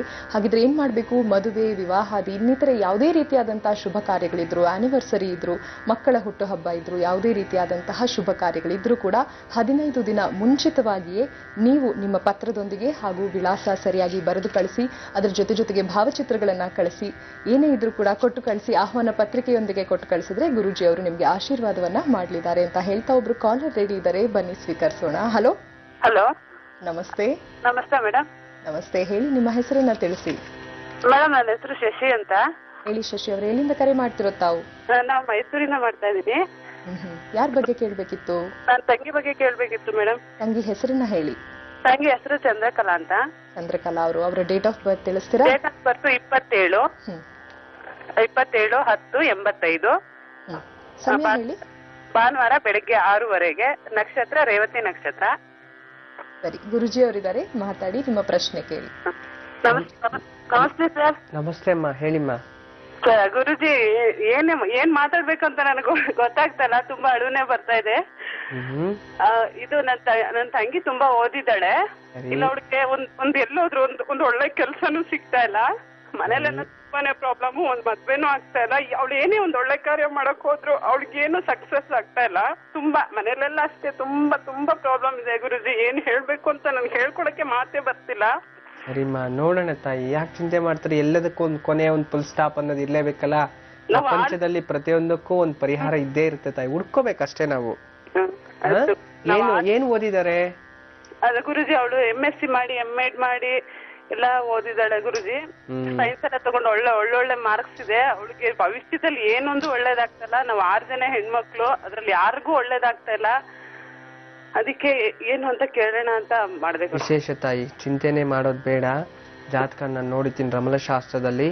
ಈ ಮಗುವಿನ ಜಾತಕದಲ್ಲಿ ಪೂರ್ವ ಜನ್ಮದ ಕರ್ಮಫಲ ಅಂತ ಹೇಳ್ತೀನಿ ನೋಡಿ. ಪಂಚಮಾಧಿಪತಿ ಅಷ್ಟಮದಲ್ಲಿ ಕೂತಿದ್ದಾನೆ, ಮತ್ತೆ ಲಗ್ನಾಧಿಪತಿಯು ಅಷ್ಟಮದಲ್ಲಿ ಕೂತಿದ್ದಾನೆ. ಇದರಿಂದ ಏನಾಗ್ತಿದೆ? ಈ ಲಗ್ನಾಧಿಪತಿ ಅಷ್ಟಮ ಕೂತ್ರೆ ಜನ್ಮದಾರಿದ್ರ, ಪೂರ್ವ ಜನ್ಮದ ಕರ್ಮಫಲ, ಬ್ರಹ್ಮ ಹತ್ಯೆ ದೋಷ ತಾಯಿ, ಬೇರೆ ಇನ್ನೇನಿಲ್ಲ. ಈ ಒಂದು ಬ್ರಹ್ಮ ಹತ್ಯೆ ದೋಷಗೆ ಸಣ್ಣ ಒಂದು ಪರಿಹಾರ. ಈ ನಿಮ್ಗೆ ತಂಗಿ ಎಷ್ಟನೇ ಮಗಳು? ಅವ್ರ ತಾಯಿ ಎಷ್ಟನೇ ಗರ್ಭ ಇವರು? ಗುರುಜಿ, ನಾನ್ ದೊಡ್ಡ ಮಗಳು, ನನ್ ತಂಗಿ ಎರಡನೇವಳು, ನನ್ನಿಂದಲೂ ಅವಳು ಗುರುಜಿ. ಅವಳು ಓಕೆ. ಗಂಡ್ ಮಕ್ಳು ಇಲ್ವಾ ನಿಮ್ ಜೊತೆ? ಗಂಡು ಮಕ್ಳು, ಅವನು 6ನೇವನು ಗುರುಜಿ, 7ನೇವನು ಕೊನೆಯವನು, ಅವನೇ ಗಂಡು ಮಗು. ಎಲ್ಲ ಹೆಣ್ಮಕ್ಳೇ ಅಲ್ವಾ? ಹೆಣ್ಮಕ್ಳ ಸಂತತಿ ಜಾಸ್ತಿ. ಹೌದು ಗುರುಜಿ, ಎಲ್ಲ ಹೆಣ್ಮಕ್ಳು. ಖಂಡಿತಮ್ಮ. ಈ ಬ್ರಹ್ಮ ಹತ್ಯೆ ದೋಷ ಇದ್ರು ಪುತ್ರ ಸುತಕ್ಷೇಣತೆ, ಅದಕ್ಕೆ ಕೊನೆಯಲ್ಲಿ ಯಾವ್ದೋ ದೇವರ ಆರ್ಕೆಯಿಂದ ನಿಮ್ ತಮ್ಮ ಹುಟ್ಟಿರ್ತಕ್ಕಂಥದ್ದು. ನೋಡ, ಈಗ ಈ ಮಗಳ ಒಂದು ಜಾತಕದಲ್ಲಿ ಈ ಒಂದು ದೋಷಕ್ಕೆ ವಿಶೇಷವಾಗಿ ಪ್ರತಿ ಮಂಗಳವಾರ ಯಾವ್ದಾದ್ರು ದುರ್ಗಾದೇವಿ ದೇವಸ್ಥಾನಕ್ಕೆ ಕಳಿಸಿ, ಬೆಳಗ್ಗೆ ಅಥವಾ ಸಾಯಂಕಾಲ. ಅಲ್ಲಿ 3 ವಿಧವಾದ ಒಂದು ಎಣ್ಣೆಯನ್ನ ತಗೊಂಡು ಹೋಗ್ಬೇಕು. ಒಂದ್ ಸ್ವಲ್ಪ, ಒಂದು 10 ml ಅಥವಾ 100 ml ಅಷ್ಟು ತಗೊಂಡೋಗಿ 3 ನಿಂಬೆಹಣ್ಣ ಕರೆಕ್ಟಾಗಿ ಕಟ್ ಮಾಡ್ಬೇಕು. 3 ನಿಂಬೆಹಣ್ಣು ಕಟ್ ಮಾಡಿ ಅದರಲ್ಲಿ 6 ದೀಪವನ್ನ ಹಚ್ಬೇಕು. 6 ದೀಪ, 3 ನಿಂಬೆಹಣ್ಣಲ್ಲಿ ದೀಪ ಹಚ್ಕೊಂಡ್ ಬರೋವಂಥದ್ದು 16 ವಾರ ಮಾಡಿಸಿ. ಮತ್ತೆ ಪ್ರತಿ ಶುಕ್ರವಾರ ಮನೆಯಲ್ಲಿ ನಿಮ್ ಮನೆ ದೇವ್ರು ಯಾವ್ದು? ಮನೆ ದೇವ್ರು ಬಸವೇಶ್ವರ ಗುರುಜಿ. ಬಸವೇಶ್ವರ. ಮನೆಯಲ್ಲಿ ಏನ್ ಮಾಡ್ಬೇಕು? ಸ್ನಾನ ಮಾಡ್ಕೊಂಡು ಒಂದು ಸಣ್ಣದಾದಂತ ಒಂದು ತಂಬಿಗೆ ಅಥವಾ ತಾಮ್ರದ್ದು ಯಾವ್ದಾದ್ರು ಒಂದು ಸಣ್ಣದ ಗ್ಲಾಸ್ ಆದ್ರೂ ಪರವಾಗಿಲ್ಲ, ಸಣ್ಣದೊಂದು ಚೆಂಬಾದ್ರೂ, ತಾಮ್ರದ ಚೆಂಬಾದ್ರೂ ಪರವಾಗಿಲ್ಲ, ಅದನ್ನ ತೊಳೆದು ಆಗ್ತಾನೆ ಫ್ರೆಶ್ ವಾಟರ್ ಅಂತಂದ್ರೆ ಗಂಗೆ ವಾಟರ್ ಅಥವಾ ನಲ್ಲಿಯಲ್ಲೋ ಕ್ಲೀನ್ ಆಗಿ ನೀರ್ ತಗೊಂಡ್ಬಂದು ದೇವ್ರ ಮೇಲೆ ಕೂತ್ಕೊಂಡು ಆ ನೀರಿಗೆ ಗಂಗೆ ಪೂಜೆ ಅಂತ ಹೇಳಿ ಮಾಡಿ ಆ ನೀರನ್ನ ಪೂಜೆ ಮಾಡ್ಬೇಕು. ಮತ್ತೆ ಸಾಯಂಕಾಲ ಆ ನೀರ ಜೊತೆ ಸ್ನಾನ ಮಾಡುವಂಥದ್ದು, ನೀರ್ನಲ್ಲಿ ಇನ್ನೊಂದ್ಸಲಿ ಸಾಯಂಕಾಲ ಸ್ನಾನ ಮಾಡಿ ದೇವ್ರ ಮನೆಯಲ್ಲಿ ತುಪ್ಪದ ದೀಪ ಹಚ್ಚಬೇಕು. ಇಷ್ಟೇ ಸಿಂಪಲ್. ಈ ರೀತಿ ಕರೆಕ್ಟಾಗಿ ಒಂದು 16 ವಾರ ಮಾಡಿಸಿ ತಾಯಿ. ಅಷ್ಟರಲ್ಲಿಯೇ ನಿಮ್ಮ ತಂಗಿಗೆ ವಿವಾಹನೂ ನಿಶ್ಚಯ ಆಗಿರುತ್ತೆ, ಮತ್ತೆ ಉದ್ಯೋಗನೂ ಪ್ರಾಪ್ತಿ ಆಗುತ್ತೆ ತಾಯಿ. ಜಾತಕ ಚೆನ್ನಾಗಿದೆ, ಆದ್ರೆ ಜನ್ಮದಾರಿದ್ರ, ಪೂರ್ವ ಜನ್ಮದ ಕರ್ಮಫಲ ಇನ್ನೂ ಇದಾಗಿಲ್ಲ. ಆದ್ರಿಂದ ಮದ್ವೆ ಆದ ನಂತರ ಅಥವಾ ಮದ್ವೆ ಹತ್ರ ಬಂದಾಗ ನಿಮ್ಗೇನಾದ್ರೂ ಶಕ್ತಿ ಇದ್ರೆ ಒಂದು ಗೋದಾನ ಮಾಡಿಸಿ. ಒಳ್ಳೇದಾಗ್ಲಿ ತಾಯಿ. ನಮಸ್ತೆ. ವೀಕ್ಷಕರೇ, ಇನ್ನೊಬ್ರು ಕಾಲರ್ ಇದ್ದಾರೆ, ಬನ್ನಿ ಮಾತಾಡ್ಸೋಣ. ಹಲೋ, ನಮಸ್ತೆ. ಹಾ ನಮಸ್ತೆ ಮೇಡಮ್. ಹೇಳಿಮ್ಮ, ನಿಮ್ಮ ಹೆಸರನ್ನ ತಿಳಿಸಿ. ನನ್ನ ಹೆಸರು ಗೀತಾಂಜಲಿ ಅಂತ ಮೇಡಮ್. ಹೇಳಿ, ಎಲ್ಲಿಂದ ಕಾಲ್ ಮಾಡ್ತಿರೋದು ಗೀತಾಂಜಲಿ ಅವರೇ? ಮಂಡ್ಯದಿಂದ ಕರೆ ಮಾಡ್ತಿರೋದು. ಯಾರ ಬಗ್ಗೆ ಕೇಳಬೇಕಿತ್ತು ಹೇಳಿ? ನನ್ನ ಬಗ್ಗೆನೇ ಕೇಳಬೇಕಿತ್ತು. ನಿಮ್ಮ ಡೇಟ್ ಆಫ್ ಬರ್ತ್ ಹೇಳಿ. 8/12/1994. 8/12/94. ಸಮಯ ಹೇಳಿ. ಬೆಳಿಗ್ಗೆ 6:20. 6 ಗಂಟೆ 20 ನಿಮಿಷ. ಜನ್ಮ ರಾಶಿ ನಕ್ಷತ್ರ ತಿಳಿಸ್ತೀರಾ ಗೀತಾಂಜಲಿ ಅವರೇ? ಧನಿಷ್ಠ ನಕ್ಷತ್ರ, ಮಕರ ರಾಶಿ. ಸರಿ, ಗುರುಜಿ ಅವರಿದ್ದಾರೆ, ಮಾತಾಡಿ, ನಿಮ್ಮ ಪ್ರಶ್ನೆ ಕೇಳಿ. ಹಾ ಓಕೆ. ನಮಸ್ತೆ ಅಮ್ಮ. ನಮಸ್ತೆ ಗುರುಜಿ. ಹೇಳಿಮ್ಮ. ನಂದು ವಿದ್ಯಾಭ್ಯಾಸ ಮತ್ತೆ ನನ್ನ ಮುಂದಿನ ಜೀವನದ ಬಗ್ಗೆ ತಿಳ್ಕೊಬೇಕಿತ್ತು. ಏನ್ ವಿದ್ಯಾಭ್ಯಾಸ ಮಾಡ್ತಿದ್ರಿ ಈಗ? ನಾನು ಇಂಜಿನಿಯರಿಂಗ್ ಫಸ್ಟ್ ಇಯರ್ ಗುರುಜಿ. Engineering first year. ಯಾವ್ದು ಕಾಂಬಿನೇಷನ್ಸ್ ತಗೊಂಡಿದ್ರಿ? ENC, electronics and communication. ಸರಿ ತಾಯಿ. ವಿದ್ಯಾಭ್ಯಾಸ ಚೆನ್ನಾಗಿದೆ, ಓದ್ಬೇಕು. ಸ್ವಲ್ಪ ಸೋಂಬೇರಿತನ ನಿಮ್ದುನು. ಸ್ವಲ್ಪ ಆ ಕಡೆ ಗಮನ ಕೊಟ್ಟು ಓದ್ಬೇಕಮ್ಮ. ನಿನ್ಗೆ ಅದೇ ನಿಂಗ್ ಲೈಫ್ ಲಾಂಗ್ ನಿನ್ ಆಸ್ತಿ, ಅದ್ ನಿನ್ ವಿದ್ಯಾಭ್ಯಾಸನೇ, ಬೇರೆ ಇನ್ನೇನಿಲ್ಲ. ಹಾ ಹೌದು ಗುರುಜಿ. ಆಯ್ತಾ? ಯಾವ ಕಡೆಯಿಂದನೂ ಲೈಫಲ್ಲಿ ಏನೂ ಸಿಗಲ್ಲ ಗುರುಜಿ. ಲೈಫಲ್ಲಿ ಯಾವ ಕಡೆಯಿಂದನೂ ಸಪೋರ್ಟ್ ಸಿಗೋದಿಲ್ಲ ನಿನ್ಗೆ. ನೀನ್ ಕರೆಕ್ಟಾಗಿ ಈಗ ವಿದ್ಯಾಭ್ಯಾಸ ಓದ್ಕೊಂಡ್ರೆ ನಿನ್ ಜೀವನದಲ್ಲಿ ನಿಜವಾಗ್ಲೂ ತುಂಬಾ ಚೆನ್ನಾಗಿರ್ತೀಯ. ನೀನ್ ಅದೃಷ್ಟವಂತಲೇ. ಆದ್ರೆ ಎಜುಕೇಶನ್ ಕಂಪ್ಲೀಟ್ ಮಾಡ್ಕೋಬೇಕು ತಾಯಿ. ಆಯ್ತಾ? ಎಜುಕೇಶನ್ ಕಂಪ್ಲೀಟ್ ಮಾಡ್ಕೊಳ್ಳಿ. ನಂತರ ನೀವು ಎಜುಕೇಶನ್ ಮಾಡಿದ ನಂತರ 1 ವರ್ಷ ಕೆಲಸವನ್ನು ಮಾಡಿ ನಂತರ ವಿವಾಹ ಜೀವನಕ್ಕೆ ಹೆಜ್ಜೆಯನ್ನ ಹಿಡಿ. ಲೈಫಲ್ಲಿ ತುಂಬಾ ಚೆನ್ನಾಗಿ 4 ವರ್ಷದ ಕೋರ್ಸ್ ನಂತರ ಮತ್ತೆ ಇನ್ನೂ 2 ವರ್ಷ MTech ಇರಬೇಕು ಅನ್ಕೊಂಡಿದ್ದೀನಿ. ಬಟ್ ಮನೆ ಪರಿಸ್ಥಿತಿ ಎಲ್ಲ ನೀನ್ ಬೇಡಮ್ಮ, ನೀನ್ BE ಮಾಡು. BE ಕಂಪ್ಲೀಟ್ ಆಗಿದ ತಕ್ಷಣ ನಿನಗೆ ಉದ್ಯೋಗ ಸಿಗುತ್ತೆ. ಉದ್ಯೋಗ ಮಾಡ್ಕೊಂಡು ನಂತರ 1 ವರ್ಷ ವರ್ಕ್ ಮಾಡಿ ನೀನ್ ಮದುವೆ ಮಾಡ್ಕೊಂಡ್ ಬೇಕಾದ್ರೆ ನೀನು ಓದ್ಕೋತಾಯಿ. 1 ವರ್ಷ ನೀನು ವರ್ಕ್ ಮಾಡಿ ನಂತರ ನೀವು ಗ್ಯಾಪ್ ತಗೊಂಡ್ರು ತೊಂದರೆ ಇಲ್ಲ. ನಂತರ ನಿಂಗೆ ಹೇಗೆ ಅನುಕೂಲ ಆಗುತ್ತೋ ಆ ರೀತಿ ಮಾಡು.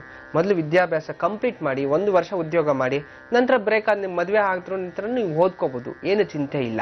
ಆದ್ರೆ ನಿನ್ ಜೀವನ ಚೆನ್ನಾಗಿರೋದ್ರಿಂದ ನೀನ್ ಏನ್ ಅನ್ಕೊಂಡ್ರು ಸಕ್ಸಸ್ ಆಗುತ್ತೆ. ಬಟ್ ಒಂದ್ ಮಾತ್ರ ನೆನ್ಪಿಟ್ಕೊಳ್ಳಿ, ನಿಮ್ ಲೈಫಲ್ಲಿ ಉತ್ತಮ ಸ್ಥಾನಕ್ಕೆ ಹೋಗ್ಬೇಕು ಅನ್ನೋದಾದ್ರೆ ನೀವು ಇದು ಎಜುಕೇಶನ್ ಕಂಪ್ಲೀಟ್ ಮಾಡ್ಕೊಳ್ಳೇಬೇಕು. ಅದೇ ನಿಮ್ಮ ಆಸ್ತಿ. ಕೊನೆ ತನಕ ನಿಮ್ ಗೌರವ ತರೋದು ಅದೊಂದೇ. ಆಯ್ತಾ? ಜಾತಕದಲ್ಲಿ ಯಾವುದೇ ತರದ ದೋಷ ಇಲ್ಲ. ಪ್ರತಿ ಗುರುವಾರ ಗುರುಗಳ ದರ್ಶನ ಮಾಡ್ತಾ ಇರಿ. ರಾಯರ ಅನುಗ್ರಹ ಪಡ್ಕೊಳ್ಳಿ ಅಥವಾ ಗುರುವಿನ ಅಷ್ಟೋತ್ರ ಓದ್ಕೊಳ್ಳಿ. ಅತಿ ಹೆಚ್ಚು ದತ್ತಾತ್ರೇಯ, ದಕ್ಷಿಣಾಮೂರ್ತಿ, ರಾಘವೇಂದ್ರ ಸ್ವಾಮಿಗಳನ್ನ ಪ್ರಾರ್ಥನೆ ಮಾಡ್ತಾ ಇರಿ. ನಿಮ್ಮ ಜೀವನದಲ್ಲಿ ಉತ್ತಮ ಸೌಲಭ್ಯಗಳನ್ನ ಪಡಿತೀರಿ. ಒಳ್ಳೇದಾಗ್ಲಿ ತಾಯಿ. ನಮಸ್ತೆ. ಓಕೆ ವೀಕ್ಷಕರಿಗೆ ಇನ್ನೊಂದು ಪತ್ರವನ್ನು ಓದೋ ಸಮಯ ಆಗಿದೆ. ಬಾಲಕೃಷ್ಣ ಅವರು ಪತ್ರವನ್ನ ಬರೆದಿದ್ದಾರೆ. ಬನ್ನಿ ನೋಡೋಣ ಅವರ ಸಮಸ್ಯೆ ಏನು ಅಂತ.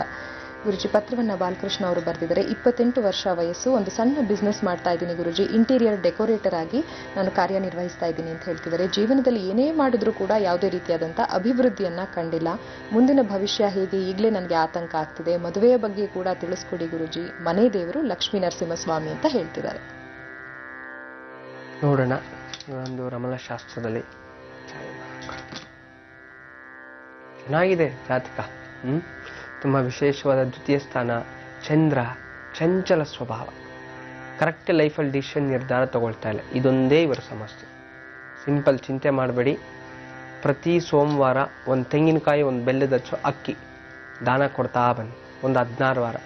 ಸೋಮವಾರ ರಾತ್ರಿ 1 ಕೊಬ್ಬರಿ ಚೆಪ್ಪಲ್ಲಿ ಸ್ವಲ್ಪ ತುಪ್ಪ, ಎಳ್ಳೆಣ್ಣೆ, ಸಾಸಿವೆ ಎಣ್ಣೆ ಹಚ್ಚಿ ಅದರಲ್ಲಿ ದೇವರ ದೀಪ ಹಚ್ಚಬೇಕು. ಸೋಮವಾರ ಸಾಯಂಕಾಲ ದೇವ್ರ ಮನೇಲಿ ಒಂದೇ ಒಂದು ಚಿಪ್ಪಲ್ಲಿ. ಈ ರೀತಿ ಒಂದು 16 ವಾರ ಮಾಡ್ತಾ ಬನ್ನಿ. ನಿಮಗೆ ರಾಜಯೋಗ ಪ್ರಾಪ್ತಿ ಆಗುತ್ತೆ, ಮದುವೆನೂ ಆಗುತ್ತೆ, ಬಿಸ್ನೆಸ್ ಅಭಿವೃದ್ಧಿ ಆಗುತ್ತೆ, ನಿಮ್ಮ ಕಲೆಯಲ್ಲೂ ಸಹ ಉತ್ತಮ ಸ್ಥಾನಕ್ಕೆ ಹೋಗ್ತೀರಾ. ಒಳ್ಳೆಯದಾಗಲಿ. ನಮಸ್ತೆ. ಓಕೆ ವೀಕ್ಷಕರೇ, ಮನೆಯಲ್ಲಿ ಯಾವುದೇ ರೀತಿಯಾದಂತಹ ಶುಭ ಕಾರ್ಯಗಳು ನಡೆಯುತ್ತೆ ಅಂದ್ರೆ ನಿಮಗೆ ಗೊತ್ತಿದೆ ಈಗ ಏನ್ ಮಾಡಬೇಕು ಅಂತ. 15 ದಿನ ಮುಂಚಿತವಾಗಿ ಭಾವಚಿತ್ರಗಳು, ಆಹ್ವಾನ ಪತ್ರಿಕೆ, ಏನೇ ಇನ್ನಿತರೆ ಡೀಟೇಲ್ಸ್ ಇದ್ರೂ ಕೂಡ ನಮ್ಮ ವಾಹಿನಿಗೆ ಬರೆದು ಕಳಿಸಿ. ಗುರುಜಿ ಅವರು ಕಾರ್ಯಕ್ರಮದಲ್ಲಿ ಅದಕ್ಕೆ ಆಶೀರ್ವಾದವನ್ನ ಮಾಡಿ ಕಳಿಸ್ತಾರೆ. ಜೊತೆಗೆ ನೀವು ಕೊಟ್ಟಂತ ಭಾವಚಿತ್ರಗಳನ್ನ ನಾವು ಕಾರ್ಯಕ್ರಮದಲ್ಲಿ ಡಿಸ್ಪ್ಲೇ ಕೂಡ ಮಾಡ್ತೀವಿ ಅಂತ ಹೇಳ್ತಾ ನೀವು ಪತ್ರಗಳನ್ನ ಬರೆದು ಕಳಿಸಬಹುದು. ಪತ್ರಗಳನ್ನ ಬರೆದು ಕಳಿಸಬೇಕಾದಂತಹ ವಿಳಾಸ number 39 United mansions, G Kannada ವಾಹಿನಿ, ಓಂಕಾರ ವಿಭಾಗ, 3ನೇ ಮಹಡಿ, MG ರಸ್ತೆ, ಬೆಂಗಳೂರು 1. ಇನ್ನ ನಾಳಿನ ಓಂಕಾರ ಕಾರ್ಯಕ್ರಮದಲ್ಲಿ ಏನಿರುತ್ತೆ, ವಿಶೇಷವಾದಂತಹ ಮಂತ್ರದ ಉಪದೇಶ ಇರುತ್ತೆ. ಈಗ ದ್ವಾದಶ ರಾಶಿಯ ಫಲಾಫಲದ ಬಗ್ಗೆ ಒಂದಿಷ್ಟು ಮಾಹಿತಿಯನ್ನ ತಿಳ್ಕೊಳ್ಳೋ ಸಮಯ ಆಗಿದೆ. ಇನ್ನ ವಿಶೇಷವಾದಂತಹ ಟಿಪ್ಸ್ ಕೂಡ ತಿಳಿಸ್ತಾರೆ. ಬನ್ನಿ ಗುರುಜಿ ಅವ್ರನ್ನ ಕೇಳಿ ನೋಡೋಣ. ಗುರುಜಿ, ದ್ವಾದಶ ರಾಶಿಯ ಫಲಾಫಲಗಳಲ್ಲಿ ಮೊದಲಿಗೆ ಮೇಷರಾಶಿ. ಮೇಷರಾಶಿಯವರಿಗೆ ಈ ದಿನ ಯತ್ನ ಕಾರ್ಯ ಸಿದ್ಧಿ, ಎಲ್ಲ ಕೆಲಸ ಕಾರ್ಯಗಳಲ್ಲಿ ಸಿದ್ಧಿ ಆಗುವಂಥದ್ದು ತುಂಬ ಚೆನ್ನಾಗಿದೆ. ಕಷ್ಟಕ್ಕೆ ತಕ್ಕಂತೆ ಪ್ರತಿಫಲನೂ ಈ ದಿನ ಸಿಗುತ್ತೆ. ಎಲ್ಲ ಕಡೆ ಒಳ್ಳೆ ಪ್ರಶಂಸನೂ ಸಿಗುತ್ತೆ. ಗುರುತಿಸ್ಕೊಳ್ಳೋ ವ್ಯಕ್ತಿ ಆಗ್ತೀರ. ಇನ್ನು ಸ್ತ್ರೀಯರಲ್ಲಿ ಉದ್ಯೋಗಸ್ಥರಿಗೂ ಸಹ ಉನ್ನತ ಸ್ಥಾನಮಾನ, ಪ್ರಮೋಷನ್ ಸಿಗುವಂಥದ್ದು, ಮನೆಯಲ್ಲಿ ಸಹ ಹೊಗಳಿಕೆ ಸಿಗುವಂಥದ್ದು ತುಂಬ ಚೆನ್ನಾಗಿದೆ. ದೂರದ ಪ್ರಯಾಣ ಹೋಗುವಂಥ ಸಂಭಾವನೆ ಇದೆ. ಕೆಲಸದ ವಿಚಾರದಲ್ಲಿ ಹೋಗಿ ಬಂದರು, ದೇವಸ್ಥಾನಕ್ಕೆ ಹೋಗಿ ಬಂದರೂ ನಿಮ್ಗೆ ಒಳ್ಳೇದಾಗುತ್ತೆ. ಓಡ್ ಬನ್ನಿ. ಮಕ್ಕಳ ವಿಚಾರದಲ್ಲಿ ತುಂಬ ಚೆನ್ನಾಗಿರುವಂಥದ್ದು. ಆರಾಮಾಗಿರ್ತಾರೆ ಮನೆಯಲ್ಲಿ. ಯಾವುದು ಚಿಂತೆ ಮಾಡೋಕ್ಕೆ ಹೋಗಬೇಡಿ. ಮಕ್ಕಳಿಗೆ ಮನಸ್ಸಿಗೆ ಸ್ಪಂದಿಸೋ ಥರ ನೀವು ವ್ಯವಸ್ಥೆ ಮಾಡ್ಕೊಳ್ಳಿ, ಒಳ್ಳೇದಾಗುತ್ತೆ. ಇನ್ನು ಹಿರಿಯರ ವಿಚಾರದಲ್ಲಿ ಆರೋಗ್ಯ ಚೇತರಿಕೆ ಅಂತಿದೆ. ಆರಾಮಾಗಿರಿ, ರೆಸ್ಟ್ ತಗೊಳ್ಳಿ, ಒಳ್ಳೇದಾಗುತ್ತೆ. ಎಲ್ಲ ರೀತಿಯ ಶುಭಫಲಗಳು ಇದನ್ನು ನಿಮ್ಮ ಕಡೆ ಆಗಬೇಕು ಅನ್ನೋದಾದರೆ ನರಸಿಂಹಸ್ವಾಮಿ ಆರಾಧನೆ, ನರಸಿಂಹಸ್ವಾಮಿ ಅಷ್ಟೋತ್ರ ಓದ್ಕೊಳ್ಳಿ. ಎಲ್ಲ ರೀತಿಯ ಶುಭಫಲಗಳು ನಿಮ್ಮದೇ ಆಗುತ್ತೆ. ಇದೀಗ ವೃಷಭ ರಾಶಿ.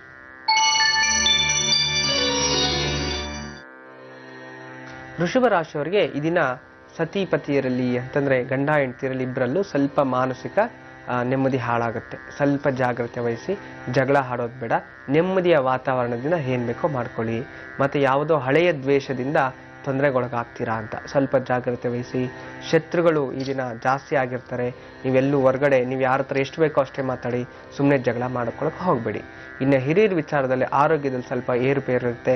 ಮಕ್ಕಳ ವಿಚಾರದಲ್ಲಿ ಸ್ವಲ್ಪ ಅನಾರೋಗ್ಯ ಅಂತಂದರೆ ಜೀರ್ಣಶಕ್ತಿಯ ತೊಂದರೆಗಳಾಗುವಂಥದ್ದು, ಸ್ವಲ್ಪ ಫುಡ್ ಇನ್ಫೆಕ್ಷನ್ಸು ಇಂಥದ್ದೆಲ್ಲ ಇರುತ್ತೆ. ಅದನ್ನ ಜಂಕ್ ಫುಡ್ ಅಂತ ಇಂಥದ್ದು ಕೊಡಕ್ಕೆ ಹೋಗಬೇಡಿ. ಆದಷ್ಟು ಮನೆಯಲ್ಲಿ ದುರ್ಗಾದೇವಿಯ ಆರಾಧನೆ ಮಾಡ್ಕೊಳ್ಳಿ. ಎಲ್ಲ ರೂಪದ ಎಲ್ಲ ರೀತಿಯ ಶುಭಫಲಗಳನ್ನ ಪಡಿತೀರಿ. ಇಲ್ಲ ಹೋದರೆ ದುರ್ಗಾದೇವಿಯ ಅಷ್ಟೋತ್ರ ಆದರೂ ಇದನ್ನ ಪ್ರಾರ್ಥನೆ ಮಾಡಿಕೊಂಡು ಹೊರಗಡೆ ಹೋಗಿ ಒಳ್ಳೆಯದಾಗತ್ತೆ. ಇದೀಗ ಮಿಥುನ ರಾಶಿ. ಮಿಥುನ ರಾಶಿಯವರಿಗೆ ಉತ್ತಮ ಸ್ಥಿತಿ, ಉತ್ತಮ ಪ್ರಗತಿ ಆಗುವಂಥದ್ದು ತುಂಬ ಚೆನ್ನಾಗಿದೆ. ಮತ್ತು ದೂರದಿಂದ ಸಂಬಂಧಿಕರ ಆಗಮನ, ವಿದೇಶದಿಂದ ಶುಭ ಸುದ್ದಿ, ಈ ಇಂಪೋರ್ಟ್ ಎಕ್ಸ್ಪೋರ್ಟ್ ಮಾಡ್ಕೊಳ್ಳೋಂಥವ್ರಿಗೆ ಯಾವುದಾದ್ರೂ ಫ್ರಾಂಚೈಸಿ ತಗೊಳ್ಬೇಕು ಇಂಥದ್ದೇನಾದರೂ ಪ್ಲ್ಯಾನ್ ಮಾಡಿದರೆ ಅಂಥವ್ರಿಗೆ ಇದನ್ನು ಶುಭ ಸುದ್ದಿ ಕಾದಿದೆ. ತುಂಬ ಚೆನ್ನಾಗಿದೆ. ಶೇರ್ ಮಾರ್ಕೆಟ್ದಾರರಿಗೂ ತುಂಬ ವಿಶೇಷವಾದ ಲಾಭಸ್ಥಾನ ಕಾದಿದೆ. ಚೆನ್ನಾಗಿದೆ. ಮನೆಯಲ್ಲಿ ಸಹ ಹೆಂಡತಿ ಮಕ್ಕಳನ್ನೇ ಹೋಟೆಲ್ಗೆ ಹೋಗುವಂಥದ್ದು, ಹೊರಗಡೆ ದೇವಸ್ಥಾನಕ್ಕೆ ಹೋಗುವಂಥದ್ದು ಅಥವಾ ದೂರ ಎಲ್ಲಾದರೂ ಹೋಗಿ ಬರುವಂಥ ವಿಶೇಷವಾದ ದಿನ ಆಗಿದೆ. ತುಂಬ ಶುಭ ಮುಹೂರ್ತದ ದಿನ. ಈ ದಿನ ಚೆನ್ನಾಗಿ ಉಪಯೋಗ ಮಾಡ್ಕೊಳ್ಳಿ. ಆದರೆ ಎಲ್ಲಾದರೂ ಹೋಗಿ ಬರಬೇಕಾದ್ರೆ ಸ್ವಲ್ಪ ವಸ್ತುಗಳ ಮೇಲೆ, ಚಿನ್ನದ ವಸ್ತುಗಳು, ಮೊಬೈಲು ಇಂಥದ್ರ ಮೇಲೆ ಸ್ವಲ್ಪ ಜಾಗ್ರತೆ ವಹಿಸಿದ್ರೆ ಸಾಕು. ಈ ದಿನ ಮನೆಯಿಂದ ಹೊರಗಡೆ ಹೋಗಿ ಮುಂಚಿತವಾಗಿ ಸುಬ್ರಹ್ಮಣ್ಯ ಮಾಡ್ಕೊಂಡು ಹೊರಗಡೆ ಹೋಗಿ ಎಲ್ಲ ರೀತಿಯ ಶುಭ ಫಲಗಳು ನಿಮ್ಮದೇ ಆಗುತ್ತೆ. ಇದೀಗ ಕರ್ಕಾಟಕ ರಾಶಿ. ಕಟಕ ರಾಶಿಯವರಿಗೆ ಈ ದಿನ ಸ್ವಲ್ಪ ಮಾನಸಿಕ ನೆಮ್ಮದಿ ಹಾಳಾಗುತ್ತೆ. ಸ್ವಲ್ಪ ಮಟ್ಟಿಗೆ ಯಾರೋ ಏನೋ ಬೈದು ಬಿಡ್ತಾರೆ. ಸೂಕ್ಷ್ಮ ಇರೋರು ಸ್ವಲ್ಪ ಜಾಗ್ರತೆ ವಹಿಸಬೇಕು. ನೀವು ಬೈಯೋರು ಸಹ ಅಂಥವ್ರು ಯಾರನ್ನೂ ಬಯಕ್ಕೆ ಹೋಗಬೇಡಿ. ನೀವು ಯಾರನ್ನ ಎದುರಾಕೊಳ್ಳೋಕೆ ಹೋಗಬೇಡಿ. ಸಣ್ಣ ವಿಚಾರ ಮನಸ್ಸಿಗೆ ತಗೊಂಡು ದೊಡ್ಡದು ಮಾಡಿಕೊಂಡು ಬೆಳಗ್ಗೆಯಿಂದ ಸಾಯಂಕಾಲವರೆಗೂ ಕೋಪದಿಂದ ಇರುವಂಥದ್ದು ಇಂಥದ್ದಾಗುತ್ತೆ. ಸ್ವಲ್ಪ ಜಾಗ್ರತೆ ವಹಿಸಿ. ಕುಟುಂಬದಲ್ಲೂ ಅಷ್ಟೇ ಸ್ವಲ್ಪ ತಾಳ್ಮೆಯಿಂದ ಯೋಚನೆ ಮಾಡಿ ಎಲ್ಲ ಕೆಲಸಗಳನ್ನು ಮಾಡ್ಕೊಳ್ಳಿ. ಸುಸೂತ್ರವಾಗಿ ಎಲ್ಲ ನಡೆಯುತ್ತೆ. ಇನ್ನು ಹಿರಿಯರು ಹೊರಗಡೆ ಹೋಗಿ ಏನಾದರೂ ಪರ್ಚೇಸ್ ಮಾಡ್ಕೊಂಬರ್ಬೇಕು, ಶಾಪಿಂಗ್ ಹೋಗ್ಬೇಕು ಅಂತ ಯೋಚನೆಯಲ್ಲಿದ್ರಿ, ಹೋಗಿ ಬನ್ನಿ, ಖಂಡಿತ ಒಳ್ಳೆಯದೇ ಆಗುತ್ತೆ. ಇನ್ನು ಸಣ್ಣ ಮಕ್ಕಳು ಈ ದಿನ ತಂದೆ ತಾಯಿ ಏನಾದರೂ ಕೊಡಿಸ್ತಾರೆ, ಇದನ್ನು ನಾ ಎಲ್ಲಾದರೂ ಹೋಗಬೇಕು, ಮೂವಿಗೆ ಹೋಗಬೇಕು ಅಂತೇಳಿ ತಯಾರಿ ನಡೆಸ್ತಿದ್ದಾರೆ ಆಲ್ರೆಡಿ. ಅವ್ರಿಗೋಸ್ಕರ ಆದರೂ ತಂದೆ ತಾಯಿ ಇವತ್ತು ಮನಸ್ಸು ಸಮಾಧಾನ ಮಾಡಿಕೊಂಡು ಅವ್ರ ಜೊತೆ ಟೈಮ್ ಸ್ಪೆಂಡ್ ಮಾಡಿ, ಅವ್ರಿಗೂ ಒಳ್ಳೇದಾಗ ನಿಮ್ಮ ಮನಸ್ಸಿಗೆ ಒಳ್ಳೆಯದಾಗುತ್ತೆ. ಈ ದಿನ ವಿಶೇಷವಾಗಿ ನೀವು ಮಹಾಲಕ್ಷ್ಮಿಯ ಸ್ತೋತ್ರ ಓದ್ಕೊಳ್ಳಿ. ಎಲ್ಲ ರೀತಿಯ ಶುಭಫಲಗಳು ನಿಮ್ಮದೇ ಆಗತ್ತೆ. ಈಗ ಸಿಂಹರಾಶಿ.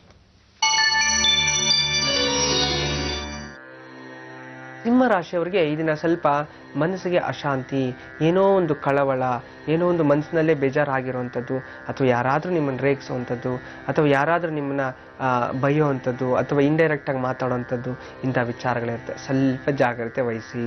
ಇದನ್ನ ಮನಸ್ಸಿಗೆ ಬೇಜಾರು ಮಾಡಿಕೊಂಡ್ರೆ ತೊಂದರೆ ಇಲ್ಲ. ಅವ್ರು ಬೈದ್ರು ಅವ್ರು ಸಮಾಧಾನ ಹಾಕ್ತಾರೆ. ಆದರೆ ನೀವು ಮನಸ್ಸು ಬೇಜಾರು ಮಾಡಿಕೊಂಡು ಇನ್ನಿತರಿಗೆ ಬೇಜಾರು ಆಗೋದು ಅವಶ್ಯಕತೆ ಇಲ್ಲ.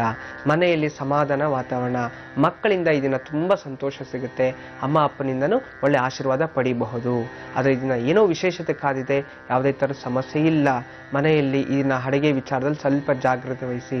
ಯಾಕೆಂದರೆ ಬೆಂಕಿಯಿಂದ ತೊಂದರೆ ಅಂತ ಹೇಳಿದ್ರೆ, ಅಂದರೆ ಅಡುಗೆ ಮಾಡಬೇಕಾದ್ರೆ, ಬಿಸಿ ವಸ್ತುಗಳ ಹತ್ರ ದೇವ್ರಿಗೆ ದೀಪ ಹಚ್ಚಬೇಕಾದ್ರೆ ಎಲ್ಲ ಕಡೆ ಸ್ವಲ್ಪ ಗಮನ ಇರಲಿ. ಇದನ್ನ ವಿಶೇಷವಾಗಿ ನೀವು ದುರ್ಗಾದೇವಿಯ ಅಷ್ಟೋತ್ರ ಓದ್ಕೊಳ್ಳಿ, ಅಥವಾ ಧೂಮ್ ದುರ್ಗಾಯೇ ನಮಃ ಅಂತ ಮನದಲ್ಲೇ ಪ್ರಾರ್ಥನೆ ಮಾಡ್ಕೊಳ್ಳಿ. ಎಲ್ಲ ರೀತಿಯ ಶುಭಫಲಗಳು ನಿಮ್ಮದೇ ಆಗುತ್ತೆ. ಇದೀಗ ಕನ್ಯಾ ರಾಶಿ.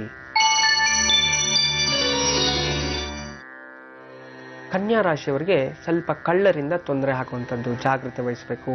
ಎಲ್ಲವೋ ದೇವಸ್ಥಾನ, ಮೂವಿಗೋ ಮತ್ತೊಂದು ಕಡೆನೋ ಜನರ ಓಡಾಟದಲ್ಲಿ ಇರಬೇಕಾದ್ರೆ ಮೈ ಮೇಲಿರ್ತಕ್ಕಂಥ ವಸ್ತುಗಳ ಮೇಲೆ ಸ್ವಲ್ಪ ಪ್ರಜ್ಞೆ ಇರಲಿ. ಅಂದರೆ ಸ್ಥಿತಿ ಪ್ರಜ್ಞೆ ಕಳ್ಕೋಬೇಡಿ. ನಿಮ್ಮ ಜಾಗ್ರತೆ ವಹಿಸಿ. ವಸ್ತುಗಳ ಕಡೆ, ಮಕ್ಕಳ ಕಡೆನೂ ಜಾಗ್ರತೆ ವಹಿಸ್ತಾ ಬನ್ನಿ. ಇದನ್ನು ಕಳ್ಳರಿಂದ ತೊಂದರೆ ಆಗುವಂಥದ್ದು, ಮನೆ ಬಾಗಿಲು ಮುಚ್ಚಬೇಕಾದ್ರೆ, ತೆಗಿಬೇಕಾದ್ರೆ, ಮತ್ತು ವಸ್ತುಗಳು ಸಹ ನಾಶ ಆಗುತ್ತೆ ಅಂತ. ಏನೋ ವಸ್ತು ಇಡಕ್ಕೆ ಹೋಗ್ತೀರಿ, ಕೆಳಗಡೆ ಬಿದ್ದೋಗ್ಬಿಡುತ್ತೆ, ಅದು ಮುರಿದೋಗ್ಬಿಡುತ್ತೆ. ಎಲ್ಲೋ ಶಾಪಿಂಗ್ ಹೋಗ್ತೀರಾ ಅಥವಾ ಡೈನಿಂಗ್ ಟೇಬಲ್ ಮೇಲೆ ಯಾವುದೋ ಒಂದು ರೀತಿ ವಸ್ತುಗಳಿಂದ ಕೈ ಜಾರಿ ತಪ್ಪಿ ಅಂದರೆ ನಷ್ಟ ಉಂಟಾಗುತ್ತೆ, ಕಳ್ಕೊಳ್ಳೋ ಅಂಥ ದಿನ ಅಂತ ಆಗಿದೆ. ಸ್ವಲ್ಪ ನಿಗಾ ವಹಿಸಿ, ಗಮನ ಇಟ್ಟು ಎಲ್ಲ ಕೆಲಸ ಕಾರ್ಯಗಳನ್ನು ಮಾಡ್ಕೊಳ್ಳಿ. ಹಿರಿಯರಲ್ಲಿ ಆರೋಗ್ಯ ಚೇತರಿಕೆ ಅಂತಿದೆ, ತುಂಬ ಚೆನ್ನಾಗಿದೆ. ಮಕ್ಕಳು ತುಂಬ ಚೆನ್ನಾಗಿರ್ತಾರೆ, ತುಂಬ ಉತ್ತಮ ಸ್ಥಾನಕ್ಕೆ, ಉತ್ತಮ ಪ್ರಗತಿ ಹೋಗಲಿಕ್ಕೆ ಎಲ್ಲ ತಯಾರಿ ನಡೆಸ್ತಿದ್ದಾರೆ. ಇನ್ನು ಪುರುಷರಲ್ಲಿ ಉದ್ಯೋಗಗಳಲ್ಲಿ ಸ್ವಲ್ಪ ಹಿರಿಯರ ಅಧಿಕಾರಿಗಳಿಂದ ಕಿರುಕುಳ ಆಗುತ್ತೆ, ಜಾಗ್ರತೆಯನ್ನು ವಹಿಸಿ. ಮನೆಯಿಂದ ಹೊರಗಡೆ ಹೋಗಿ ಮುಂಚಿತವಾಗಿಯೇ ನೀವು ಈ ದಿನ ಸುಬ್ರಹ್ಮಣ್ಯ ಸ್ವಾಮಿ ಅಷ್ಟೋತ್ರ ಜೊತೆಯಲ್ಲಿ ಗಣಪತಿ ಅಷ್ಟೋತ್ರ ಓದ್ಕೊಂಬಿಡಿ. ಯಾವುದೇ ವಿಘ್ನಗಳು ನಿಮಗೆ ಎಲ್ಲೂ ಕಂಡು ಬರೋದಿಲ್ಲ, ಎಲ್ಲರಿಗೂ ಒಳ್ಳೆಯದೇ ಆಗುತ್ತೆ. ಈಗ ತುಲಾರಾಶಿ. ತುಲಾರಾಶಿಯವರಿಗೆ ಇದನ್ನ ಸ್ವಲ್ಪ ಕೋಪದ ಪ್ರವೃತ್ತಿ, ಕೋಪದಲ್ಲಿ ಜಾಸ್ತಿ ಇರ್ತಾರೆ. ಎಲ್ಲೋ ಕುಟುಂಬ ದೂರ ಹೋಗ್ತಿದೆ, ಮನೇಲಿ ಎಲ್ಲೋ ಹೋಗ್ತಿದ್ದಾರೆ, ಅವ್ರಿಗೆ ಸ್ಪಂದಿಸ್ತೀರಿ, ಚೆನ್ನಾಗಿದೆ. ಆದರೆ ಸುತ್ತಮುತ್ತಲಿರೋ ಜನ ನಿಮ್ಮ ಎದುರುಗಡೆನೇ ಇರ್ತಾರೆ, ಮತ್ತೊಂಥರ ಮಾತಾಡ್ಕೊಳ್ತಾ ಇರ್ತಾರೆ. ಸ್ವಲ್ಪ ಜಾಗ್ರತೆ ವಹಿಸಿ. ಯಾರ ಜೊತೆ ಹೇಗಿರಬೇಕು ಸ್ವಲ್ಪ ಯೋಚನೆ ಮಾಡಿ ನಿರ್ಧಾರ ತಗೊಳ್ಳಿ. ಕಣ್ಣು ಕಾಣಿಸೋದೆಲ್ಲ ಹಾಲೆ ಅಂತ ಅಂದ್ಕೊಂಡು ಇದನ್ನ ಮೋಸ ಹೋಗುವಂಥ ದಿನ ಆಗಿದೆ, ಜಾಗ್ರತೆ ವಹಿಸಿ. ಇನ್ನು ಹಿರಿಯಲ್ಲಿ ಸ್ವಲ್ಪ ಹೃದಯ ಸಂಬಂಧಪಟ್ಟಿರೋ ಪೀಡೆಗಳು ಉಂಟಾಗುತ್ತೆ, ಸ್ವಲ್ಪ ಎಚ್ಚರಿಕೆ ವಹಿಸಿ. ಉನ್ನತ ಸ್ಥಾನ, ಉನ್ನತ ಪ್ರಗತಿ ತುಂಬ ಚೆನ್ನಾಗಿರುವಂಥದ್ದು.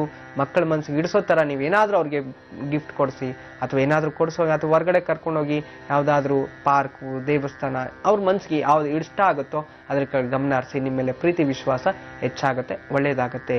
ಇದನ್ನ ವಿಶೇಷವಾಗಿ ನೀವು ದುರ್ಗಾದೇವಿ ಅಷ್ಟೋತ್ರ ಓದ್ಕೊಳ್ಳಿ, ಎಲ್ಲ ರೀತಿಯ ಫಲಗಳು ನಿಮ್ಮದೇ ಆಗುತ್ತೆ. ಈಗ ವೃಶ್ಚಿಕ ರಾಶಿ. ವೃಶ್ಚಿಕ ರಾಶಿಯವರಿಗೆ ಯತ್ನ ಕಾರ್ಯಸಿದ್ಧಿ ತುಂಬ ಚೆನ್ನಾಗಿರ್ತಕ್ಕಂಥದ್ದು. ಉತ್ತಮ ಸ್ಥಿತಿ, ಉತ್ತಮ ಪ್ರಗತಿಗೆ ಹೋಗ್ತೀರಾ. ಪ್ರಮೋಷನ್ಸ್ಗೆ ಅಪ್ಲೈ ಮಾಡೋರು, ಟ್ರಾನ್ಸ್ಫರ್ಸ್ಗೆ ಅಪ್ಲೈ ಮಾಡೋವಂಥವ್ರು ಇದನ್ನ ಪ್ರಯತ್ನ ಮಾಡಿ, ಒಳ್ಳೆಯದಾಗುತ್ತೆ. ಅಥವಾ ವಿದೇಶಿಗೆ ಹೋಗಬೇಕು, ಅಥವಾ ವಿದೇಶಿ ವಿನಿಮಯಗಳು, ಶೇರ್ ಮಾರ್ಕೆಟು ಮತ್ತು ದಳ್ಳಾಳಿ ವ್ಯಾಪಾರ, ಭೂ ವಿಚಾರ ವ್ಯಾಪಾರ, ಇಂಥವ್ರಿಗೆಲ್ಲ ತುಂಬ ಲಾಭವಾದ ದಿನ, ತುಂಬ ಚೆನ್ನಾಗಿದೆ. ಬಟ್ಟೆ ವ್ಯಾಪಾರ ಮಾಡ್ತಕ್ಕಂಥವ್ರು ಲಾಭವಾದ ದಿನ. ಕೃಷಿ ಉತ್ಪನ್ನಗಳಿಗೆ ವಿಶೇಷವಾದ ಲಾಭ ದೊರೆಯುವಂಥದ್ದು, ಚೆನ್ನಾಗಿರ್ತಕ್ಕಂಥದ್ದು ವಿಶೇಷ. ಇನ್ನು ಹಿರಿಯರಲ್ಲಿ ತುಂಬ ಉತ್ತಮ ಪ್ರಗತಿ, ಸಾಧನೆ, ಅವರ ಸಾಧನೆಗೆ ಗೌರವಿಸಿ ಅವರಿಗೆ ಸನ್ಮಾನಗಳು ಮಾಡುವಂಥ ದಿನ. ಮಕ್ಕಳಲ್ಲಿ ಚೈತನ್ಯದ ದಿನ. ಇದನ್ನು ಏನಾದರೂ ಪ್ರಾಕ್ಟೀಸ್ ಮಾಡೋಂಗಿದ್ರೆ, ಅಭ್ಯಾಸ ಮಾಡೋಂಗಿದ್ರೆ ಮಾಡಿ, ಅದು ಸಿದ್ಧಿ ಆಗುವಂಥ ದಿನ ಆಗಿರುತ್ತೆ, ಒಳ್ಳೆಯದಾಗುತ್ತೆ. ಇದನ್ನ ವಿಶೇಷವಾಗಿ ನೀವು ಸುಬ್ರಹ್ಮಣ್ಯ ಸ್ವಾಮಿ ಅಷ್ಟೋತ್ರ ಓದ್ಕೊಳ್ಳಿ, ಎಲ್ಲ ರೀತಿಯ ಶುಭಗಳು ನಿಮ್ಮದೇ ಆಗುತ್ತೆ. ಇದೀಗ ಧನುರಾಶಿ. ಧನಸ್ಸು ರಾಶಿಯವರಿಗೆ ವಿಶೇಷವಾದ ದಿನ. ದೂರದ ಪ್ರಯಾಣ ಹೋಗುವ ಸಂಭವ, ಮಕ್ಕಳನ್ನ, ದೂರದಲ್ಲಿರ್ತಕ್ಕಂಥ ಸಂಬಂಧಿಕರನ್ನ ಭೇಟಿ ಮಾಡಬೇಕು ಅನ್ನೋ ಒಂದು ಭರವಸೆಯಲ್ಲಿರ್ತೀರಿ, ತುಂಬ ಚೆನ್ನಾಗಿದೆ. ಅಷ್ಟೇ ಅಲ್ಲ, ಇದನ್ನ ಮಕ್ಕಳ ಮೇಲೆ ವಿಶೇಷವಾದ ಪ್ರೀತಿ ಉಂಟಾಗುತ್ತೆ. ಸುಮಾರು ದಿನ ಆಯಿತು ಹೋಗೋಣ ಬರೋಣ ಅಂಥೇಳಿ ಪ್ಲ್ಯಾನ್ ಮಾಡ್ಕೊಳ್ಳಿ. ಆದರೆ ಮನೆಯಲ್ಲಿ ಗಂಡ, ಅಣ್ಣ, ತಮ್ಮಂದ್ರಿಂದ ಸ್ವಲ್ಪ ನಿಂದಿತರಾಗ್ತೀರಿ ಅಥವಾ ಗಲಾಟೆ ಆಗುತ್ತೆ. ಆ ವಿಚಾರದಲ್ಲಿ ಮಾತ್ರ ಸ್ವಲ್ಪ ಮಾನಸಿಕ ನೆಮ್ಮದಿ ಹಾಳಾಗುತ್ತೆ. ಸ್ವಲ್ಪ ಜಾಗ್ರತೆ ವಹಿಸಿ ಯಾವ ನಿರ್ಧಾರ ತಗೋಬೇಕು ಆ ನಿರ್ಧಾರ ತಗೊಳ್ಳಿ. ಹೆಣ್ಮಕ್ಳು, ಪುರುಷರಿಗೆ ಕೋಪ ಜಾಸ್ತಿ ಇರುತ್ತೆ, ಸ್ವಲ್ಪ ತಾಳ್ಮೆ ವಹಿಸಿ. ವಯಸ್ಸಾಗಿರ್ತಕ್ಕಂಥವ್ರಿಗೆ ಈ ದಿನ ತುಂಬ ಉತ್ತಮವಾದ ದಿನನೇ ಇದೆ. ಆದರೂ ಸಹ ಹಣಕಾಸಿನ ವಿಚಾರದಲ್ಲಿ ಸ್ವಲ್ಪ ಜಾಗ್ರತೆ ವಹಿಸಿ, ವಿನಾಕಾರಣ ಖರ್ಚು ಮಾಡಕ್ಕೆ ಹೋಗಬೇಡಿ. ಮಕ್ಕಳ ವಿಚಾರದಲ್ಲಿ ಉತ್ತಮವಾದ ದಿನ. ಅವರಿಗೆ ಪುಸ್ತಕ, ಪೆನ್ನು ಅಥವಾ ಪೇಂಟಿಂಗ್ ಮಾಡೋವಂಥವ್ರಿಗೆ ಮಕ್ಕಳಲ್ಲಿ ತುಂಬ ವಿಶೇಷವಾದ ಆಸಕ್ತಿ, ಪ್ರಾಕ್ಟೀಸ್ ಮಾಡಿ, ಒಳ್ಳೆಯದಾಗತ್ತೆ. ಈ ದಿನ ನೀವು ಹನುಮಂತನ ಅಷ್ಟೋತ್ರ ಓದ್ಕೊಳ್ಳಿ, ಎಲ್ಲ ರೀತಿಯ ಶುಭಗಳು ನಿಮ್ಮದೇ ಆಗುತ್ತೆ. ಇದೀಗ ಮಕರ ರಾಶಿ. ಮಕರ ರಾಶಿಯವರಿಗೆ ಉತ್ತಮ ದಿವಸ, ತುಂಬ ಚೆನ್ನಾಗಿದೆ. ಈ ದಿನ ದೂರದ ಸಂಬಂಧಿಕರಿಂದ ಪ್ರಿಯ ವಸ್ತುಗಳನ್ನು ತರ್ತಿದ್ದಾರೆ, ಅಥವಾ ದೂರದ ಸಂಬಂಧಿಕರಿಂದ ಸಹಾಯ ಆಗ್ತಿದೆ, ಏನೋ ಕೇಳಿರ್ತೀರಿ, ಅವರು ಸ್ಪಂದಿಸ್ತಾರೆ, ನಿಮಗೆ ಗುಡ್ ನ್ಯೂಸ್ ಈ ದಿನ ಸಿಗುತ್ತೆ. ಅಷ್ಟೇ ಅಲ್ಲ, ಆದರೆ ಸ್ನೇಹಿತರಿಂದ ಸ್ವಲ್ಪ ವಂಚನೆಗೆ ಆಗ್ತೀರಿ ಅಂತಿದೆ.